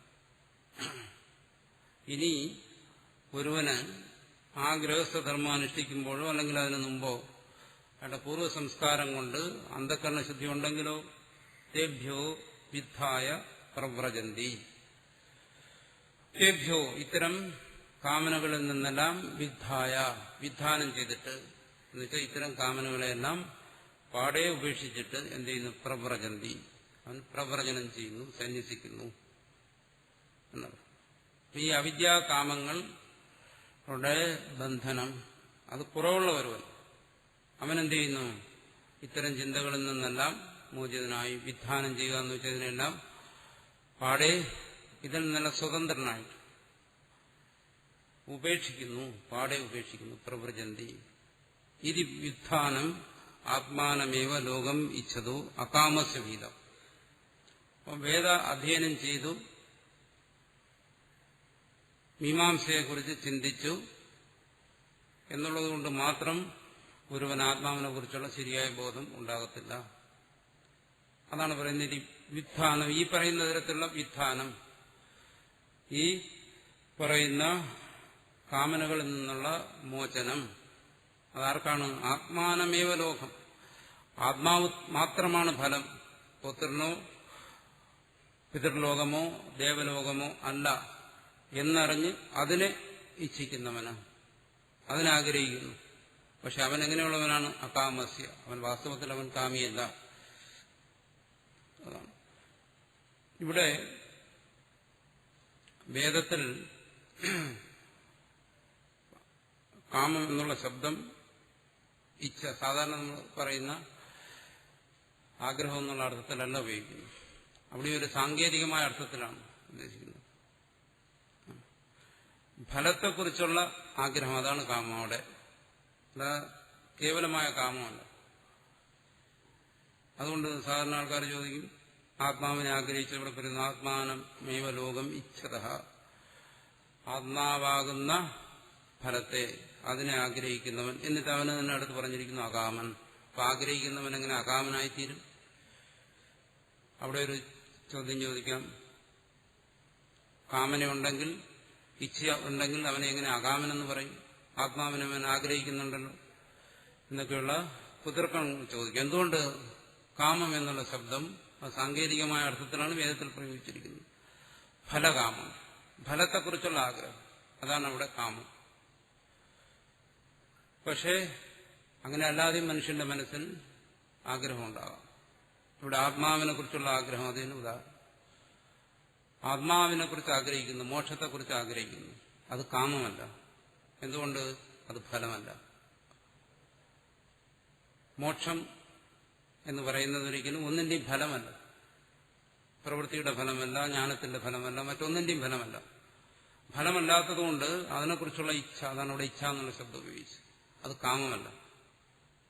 അതുകൊണ്ട് മോക്ഷത്തെ ആഗ്രഹിക്കുന്നവൻ അകാമിയാണ് എന്ന് പറയുന്നു. എന്തുകൊണ്ട്? മോക്ഷം ഫലമല്ലാത്തതുകൊണ്ട്. അപ്പം ഫലത്തെക്കുറിച്ച് ആഗ്രഹിച്ചാൽ മാത്രമേ ഒരുവനെ കാമി, അല്ലെങ്കിൽ അതിന് മാത്രമേ കാമന എന്ന് പറയത്തുള്ളൂ. ഏത് തരത്തിലുള്ള ഫലമായാലും ശരി, സ്വർഗമാകാം, അല്ലെങ്കിൽ പിതൃലോകമാകാം, അല്ലെങ്കിൽ പുത്രനാകാം, വിത്തമാകാം, ഏതുമാകാം. പക്ഷെ ആത്മാവിനെ ആഗ്രഹിക്കുന്നവൻ, മോക്ഷത്തെ ആഗ്രഹിക്കുന്നവൻ വാസ്തവത്തിൽ അത് കാമമല്ല. എന്തുകൊണ്ട്? അത് ഫലമല്ല. അപ്പൊ ഇതൊക്കെ തികച്ചും സാങ്കേതികമായ അർത്ഥത്തിൽ ഉപയോഗിക്കുന്ന, പലപ്പോഴും മുഖ്യമായി അങ്ങനെ അല്ലാതെ അർത്ഥത്തിൽ, സാധാരണ അർത്ഥത്തിൽ ഉപയോഗിക്കാറുണ്ടെന്നാലും ഈ ശാസ്ത്രത്തിൽ ഇത്തരം വിഷയങ്ങളെക്കുറിച്ച് ചർച്ച ചെയ്യുന്ന പ്രകടനത്തിൽ ഈ ശബ്ദങ്ങളുടെ പ്രത്യേകമായ അർത്ഥത്തെ തന്നെ ധരിക്കണം. അല്ലെങ്കിൽ ആശയക്കുഴപ്പം വരും. ആത്മാവിനെ ആഗ്രഹിക്കുന്നവന് കാമമില്ല, അതും ആഗ്രഹമല്ലേ എന്നൊക്കെ ചോദിക്കും. അങ്ങനെയൊക്കെ ധരിച്ചുകൊണ്ട് ആൾക്കാർ കവിതകൾ വരെ എഴുതിയിട്ടുണ്ട്. ഇതൊന്നും വേർതിരിച്ച് മനസ്സിലാക്കാതെ വലിയ പണ്ഡിതന്മാരായ മൂഢന്മാർ. അപ്പൊ അങ്ങനെ വരരുത്. ഇവിടെ ഇച്ഛതഃ ആത്മാനമാവ ലോകം ഇച്ഛതഃ അകാമസ്യ, ഭാഷ്യകാരൻ പറയുന്നു. ആത്മാവാണ് അവന്റെ ഫലം. വാസ്തവത്തിൽ അത് ഫലമല്ല, ഫലരൂപത്തിൽ വരുന്നതല്ല, എന്തിന്റെങ്കിലും ഫലമായി വരുന്നില്ല. അതുകൊണ്ട് എന്താണ്? അകാമനാണവൻ. ആത്മാവിനെ ആഗ്രഹിക്കുന്നവന് കാമനയില്ല. അവന് വേണ്ടി എന്ത് ചെയ്യുന്നു? വിധാനമാണ് ഇവിടെ വിഹിതം, നിർദ്ദേശിച്ചിരിക്കുന്നത് ശ്രുതി. ഇത്തരം കാമനകളിൽ നിന്നെല്ലാമുള്ള മോചനം. അങ്ങനെ ശ്രുതി തന്നെ ഇത് വളരെ വ്യക്തമായി വേർതിരിച്ച് പറഞ്ഞിട്ടുണ്ട്. ആത്മാവിനെ ആഗ്രഹിക്കുന്നു അവൻ അവിദ്യയ്ക്കും കാമത്തിനും അധീനനല്ല. അല്ല, ഈ പറയുന്ന തരത്തിലുള്ള 3 തരത്തിലുള്ള സാധനങ്ങളെ ആഗ്രഹിക്കുന്നു അവൻ കാമത്തിനും അജ്ഞാനത്തിനും അധീനനാണ്. തദ്ദേതദ് വിഭാഗവചനം അനുപന്നം സ്യാദിതി ശ്രൗത കർമ്മജ്ഞാനയോ സമുച്ചയോ അഭിപ്രേതയോ സ്യാദ് ഭഗവതഃ. തദ്ദേതദ് വിഭാഗവചനം, ഈ പറഞ്ഞ വിഭാഗവചനം അനുപന്നം സ്യാദ്, ശരിയാകത്തില്ല. ഭഗവാൻ പറഞ്ഞിരിക്കുന്നത് തെറ്റായി വരും. എങ്ങനെയാണെങ്കിൽ യതി ശ്രൗത കർമ്മജ്ഞാനയോ സമുച്ചയോ അഭിപ്രേതഃ സ്യാദ് ഭഗവതഃ. ഭഗവാൻ ഇനി അങ്ങനെ ഒരു അഭിപ്രായമുണ്ട്. എന്താണ്? ഈ ശ്രൗത കർമ്മവും ജ്ഞാനവും തമ്മിലുള്ള സമുച്ചയമാണ്. അവിടെ തന്നെ പറയുന്ന പ്രത്യേകം ശ്രദ്ധിക്കുക, വെറും കർമ്മം എന്നല്ല പറഞ്ഞ ശ്രൗതകർമ്മം. ഇനി സ്മാർത്ഥ കർമ്മത്തെക്കുറിച്ചും പറയും. അപ്പൊ അത്തരം കർമ്മങ്ങളും ജ്ഞാനവും ഒരേ സമയം ഒരു വ്യക്തിയിൽ ആകാം എന്നൊരഭിപ്രായം ഭഗവാനില്ല. അതുകൊണ്ട് ഇതിനെ വേർതിരിച്ച് തന്നെ മനസ്സിലാക്കണം എന്നാണ്. ഈ കാര്യത്തിൽ വളരെ നിഷ്ഠയോടുകൂടി ഗീതയെ വ്യാഖ്യാനിച്ച ചിലരെ മുന്നിൽ കണ്ടുകൊണ്ട് ഭാഷ്യകാരൻ ഇവിടെ ആ ഭാഗത്തെ നിഷേധിക്കുകയാണ്. അത് ആത്മബോധത്തിനും ഉപകരിക്കുന്ന ഒന്നാണ്. ആത്മാവിന്റെ യഥാർത്ഥ സ്വരൂപത്തെ കൂടുതൽ വ്യക്തമാക്കുന്ന സന്ദർഭമാണ്. അതുതന്നെ ഇനി അടുത്തും വിശദീകരിക്കുന്നുണ്ട്. അപ്പോ ഇവിടെ നമ്മൾ പ്രത്യേകം മനസ്സിലാക്കേണ്ട ഒരു കാര്യം, ഈ ജ്ഞാനകർമ്മ സമുച്ചയം എന്ന് പറയുന്നത് വൈദികമായ പശ്ചാത്തലത്തിൽ ജീവിക്കുകയും വൈദികമായ കർമ്മങ്ങൾ അനുഷ്ഠിക്കുകയും ചെയ്യുന്ന ഒരുവനെ സംബന്ധിച്ച് മാത്രമേ അത് പ്രസക്തമാകുന്നുള്ളൂ. അത്തരം അതായത് അതിന്റെ അനുഷ്ഠാനം അല്ലെങ്കിൽ നിഷേധം. അത്തരമൊരു പശ്ചാത്തലത്തിൽ ജനിക്കുകയും ജീവിക്കുകയും അനുഷ്ഠിക്കുകയും ചെയ്യാത്ത ഒരുവനെ സംബന്ധിച്ചിടത്തോളം ഈ കാര്യത്തിന് യാതൊരു തരത്തിലുള്ള പ്രസക്തിയും ഇല്ല. സാധാരണ നമ്മൾ ചെയ്യുന്ന പ്രവർത്തനങ്ങൾ, വിഹിതമല്ലാതെയുള്ള പ്രവർത്തനങ്ങൾ, എന്നുവെച്ചാൽ വേദം പ്രത്യേകിച്ച് നിർദ്ദേശിച്ചിട്ടില്ലാത്ത നമ്മുടെ സംസ്കാരവും സാഹചര്യവുമായി സഹജമായി ചെയ്തു വരുന്ന ആ പ്രവർത്തനങ്ങളിൽ തത്വവിചാരം ചെയ്യുമ്പോൾ അവിടെ ഈ പറയുന്ന ജ്ഞാനകർമ്മ സമുച്ചയം എന്ന് പറയുന്ന ഒരു പ്രസക്തി വരുന്നില്ല. കർമ്മത്യാഗം, ജ്ഞാനകർമ്മ സമുച്ചയം പാടില്ല, മറിച്ച് കർമ്മത്യാഗം ജ്ഞാനനിഷ്ഠ എന്നാണ് ഇവിടെ പറയുന്നത്. ഇവിടെ കർമ്മത്യാഗം എന്ന് ഉള്ളതുകൊണ്ട് ഉദ്ദേശിക്കുന്നതും ഈ സമുച്ചയിക്കേണ്ട കർമ്മത്തിന്റെ ത്യാഗമാണ്. അതായത് സാധാരണ കർമ്മങ്ങളുടെ ത്യാഗമല്ല. ഇത് വ്യക്തമായി ധരിച്ചില്ല എന്നുണ്ടെങ്കിൽ ഈ ആധ്യാത്മിക മാർഗത്തിനും സന്യാസ മാർഗത്തിനും ആൾക്കാർക്ക് ആശയക്കുഴപ്പം വരും. ഈ ജ്ഞാനകർമ്മ സമുച്ചയവും മറ്റും ഇങ്ങനെ ഭാഷ്യകാരൻ പറഞ്ഞിരിക്കുന്ന കേട്ടിട്ട് പലരും സന്യാസം വരെ ഉപേക്ഷിച്ച് വന്നിട്ടുണ്ട്. കാരണം അവർ കരുതുന്നത് സന്യാസി ആയതിനു ശേഷം വീണ്ടും കർമ്മം ചെയ്യേണ്ടി വന്നിരിക്കുന്നു. അപ്പോൾ ഇത് വലിയ ഒരു അപകടം പിടിച്ച കാര്യമാണ്. അതുകൊണ്ട് ഇനി സന്യാസവും വേണ്ട, സന്യാസത്തെ കൂടി സന്യസിച്ചു. ആദ്യം സന്യാസത്തെ സ്വീകരിച്ചു, രണ്ടാമത് സന്യാസത്തെ സന്യസിച്ചു. അങ്ങനെയുള്ളവരുമുണ്ട്.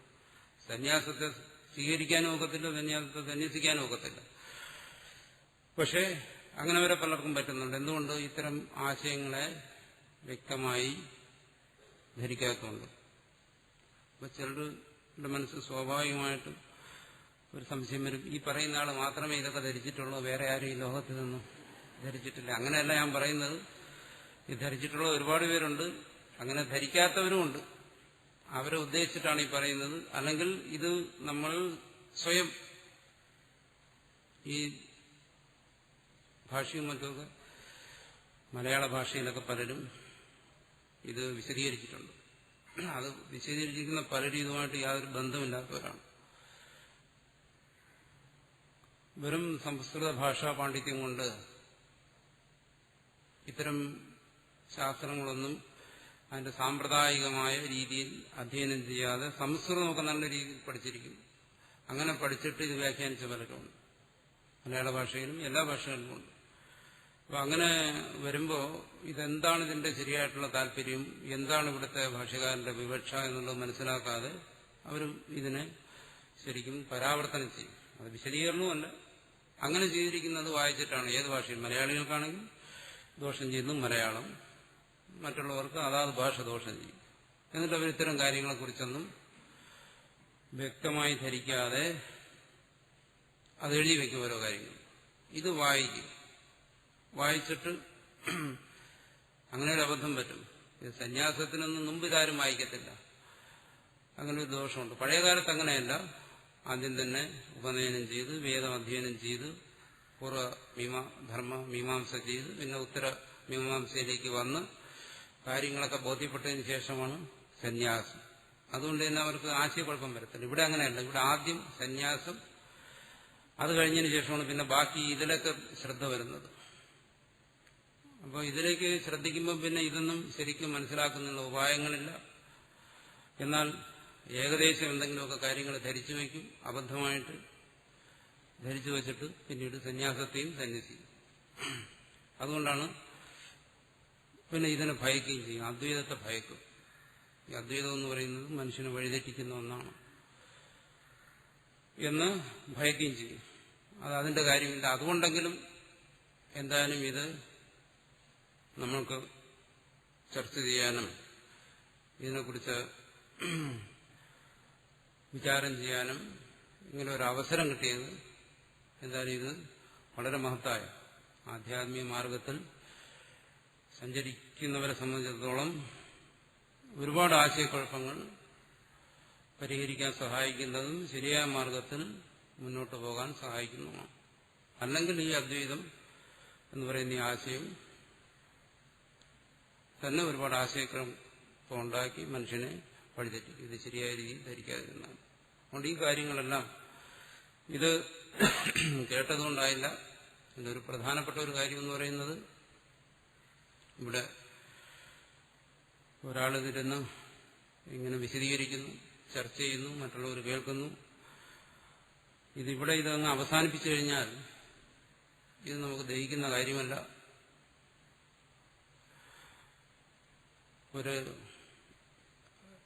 ഈ ഒരു വിഷയം എന്ന് പറയുന്നത് പരസ്യമായി ചർച്ച ചെയ്യാൻ പോലും പറ്റാത്ത ഒരു കാര്യമാണ്. കാരണം ശരിയായ ജിജ്ഞാസയും ഏകാഗ്രതയും ഉള്ളവർക്ക് മാത്രമേ ഈ പറയുന്ന കാര്യങ്ങളെല്ലാം പിടികിട്ടത്തുള്ളൂ. അല്ല, സാധാരണക്കാർക്ക് ഗീത പഠിക്കണമെന്നുണ്ടെങ്കിൽ അത് ടി വിയിലുണ്ട്. അതിന് നമ്മൾ ബുദ്ധിമുട്ടേണ്ട കാര്യമില്ല. ശാങ്കര ഭാഷയൊന്നും പഠിക്കേണ്ട കാര്യമില്ല. ടി വി ഓൺ ചെയ്താൽ മതി, ധാരാളം ഗീതയുണ്ട്. പക്ഷെ ഇത് അങ്ങനെയുള്ള ഒരു വിഷയമല്ല. ഇത് വളരെ സാധാരണക്കാർക്ക് അത് മതി. അതിനെ ഞാൻ വിമർശിക്കുകയോ കുറ്റം പറയുകയല്ല. സാധാരണ മനുഷ്യനെ സംബന്ധിച്ചിടത്തോളം അത് മതി. പക്ഷെ ഇവിടെ അത് പോരാ. ഇവിടെ നമ്മളിത് ചർച്ച ചെയ്യുന്നത് ഇത് നമ്മുടെ ജീവിതത്തിന്റെ ഭാഗമാണ്, നമ്മുടെ ജീവിതത്തെ നയിക്കേണ്ട ഒരു കാര്യമാണ്. അതുകൊണ്ട് ഇത് വളരെ ഗൗരവത്തോടുകൂടി ചിന്തിക്കുകയും ചർച്ച ചെയ്യുകയും ചെയ്യേണ്ട ഒരു ഭാഗമാണ്. ഒരുവന്റെ ജീവിതം ഇതിനുവേണ്ടി സമർപ്പിച്ച് ഇത് അറിയാനും അന്വേഷിക്കാനും ഇറങ്ങിത്തിരിച്ചവനാണ്. അപ്പോൾ അവരെ സംബന്ധിച്ചിടത്തോളം ഇത് വളരെ ഗൗരവത്തോടുകൂടി ചർച്ച ചെയ്ത് ഈ മാർഗത്തിലുള്ള സംശയങ്ങൾ പരിഹരിച്ച് വ്യക്തമായ ഒരു തത്വബോധം ഉണ്ടാക്കിയെടുക്കേണ്ടത് ആവശ്യമാണ്. അതുകൊണ്ട് ഇതിങ്ങനെ ഇവിടെ ഒരു ചെവിക്ക് കേട്ടും മറു ചെവി കളഞ്ഞാൽ പോരാ. ഇതിനെക്കുറിച്ചൊരു വളരെ ഗൗരവമായിട്ടുള്ള ഒരു ചർച്ച, ഒരു വിചാരം. ഈ വിചാരം അല്ല മനനം എന്ന് പറയുന്നത് ഒറ്റയ്ക്ക് ചെയ്യാൻ കഴിയത്തില്ല. ഒറ്റയ്ക്ക് ചെയ്യണമെങ്കിൽ അതിനുള്ള പ്രബലമായൊരു സംസ്കാരമുള്ളവനെ ഏകാന്തത്തിൽ നിരാലംബനായി മറ്റുള്ളവരെ ആശ്രയിക്കാതെ മനനം ചെയ്യാൻ പറ്റും. അത്തരമൊരു സംസ്കാരം ഇല്ലാത്തവരെ സംബന്ധിച്ചിടത്തോളം മറ്റുള്ളവരെ ആശ്രയിച്ചേ മനനം നടക്കത്തുള്ളൂ. അതായത് ചർച്ച, കൂടിച്ചേർന്നുള്ള ഒരു ചർച്ച ഇതിനാവശ്യമാണ്. അത്തരം ഒരു ചർച്ച ചെയ്ത് ഈ പറയുന്ന ഭാഗങ്ങളിലുള്ള സംശയങ്ങളെല്ലാം അതാത് സമയം പരിഹരിച്ച് മുന്നോട്ട് പോയി കഴിഞ്ഞാൽ മാത്രമേ ഈ പറയുന്ന ഇത്രയും ഗൗരവമുള്ള ഗഹനമുള്ള ഒരു ചർച്ച നമുക്ക് പ്രയോജനപ്പെടുത്തുള്ളൂ. അതിന് നമുക്ക് സമയവും സൗകര്യവും ഇല്ലെങ്കിൽ നല്ലത് ടി വിയിൽ നിന്നും ഗീത കേൾക്കുന്നതാണ്. ഈ പരിപാടി ഇവിടെ വെച്ച് നിർത്തുന്നതായിരിക്കും. ഇതിനുവേണ്ടി സമയം മുമ്പോട്ട് കളയേണ്ട കാര്യമില്ല. മറ്റത് മതിയാകും. അതുകൊണ്ട് നമുക്ക് ജീവിച്ചു പോകാം. ഇത് തന്നെ വേണമെന്ന് നിർബന്ധമില്ല. അല്ല, ഇത് മുമ്പോട്ട് തുടർന്ന് പോകണമെന്നുണ്ടെങ്കിൽ നമ്മളിത് വളരെ ഗൗരവമായി തന്നെ എടുക്കണം. ഗൗരവമായ ഒരു ചർച്ചയിലൂടെ മാത്രമേ ഇത് പ്രയോജനപ്പെടത്തുള്ളൂ. മുമ്പും ഈ കാര്യം ഞാൻ പറഞ്ഞിട്ടുണ്ട്. അത് ഒരിക്കൽ കൂടെ ഓർമ്മിപ്പിക്കുകയാണ്. ഇതിനെ തുടർന്നു വരുന്ന ഭാഗം, ഈ ജ്ഞാനകർമ്മ സമുച്ചയത്തിൽ വരുന്ന പൂർവപക്ഷങ്ങളെല്ലാം നിഷേധിച്ച് തുടർന്നു വരുന്ന ഭാഗങ്ങളിൽ ആത്മതത്വത്തെ കൂടുതൽ ഭാഷ്യകാരൻ പ്രകാശിപ്പിക്കും. അത് നമ്മൾ തുടർന്നു വരുന്ന ഭാഗത്ത് ചർച്ച ചെയ്യും.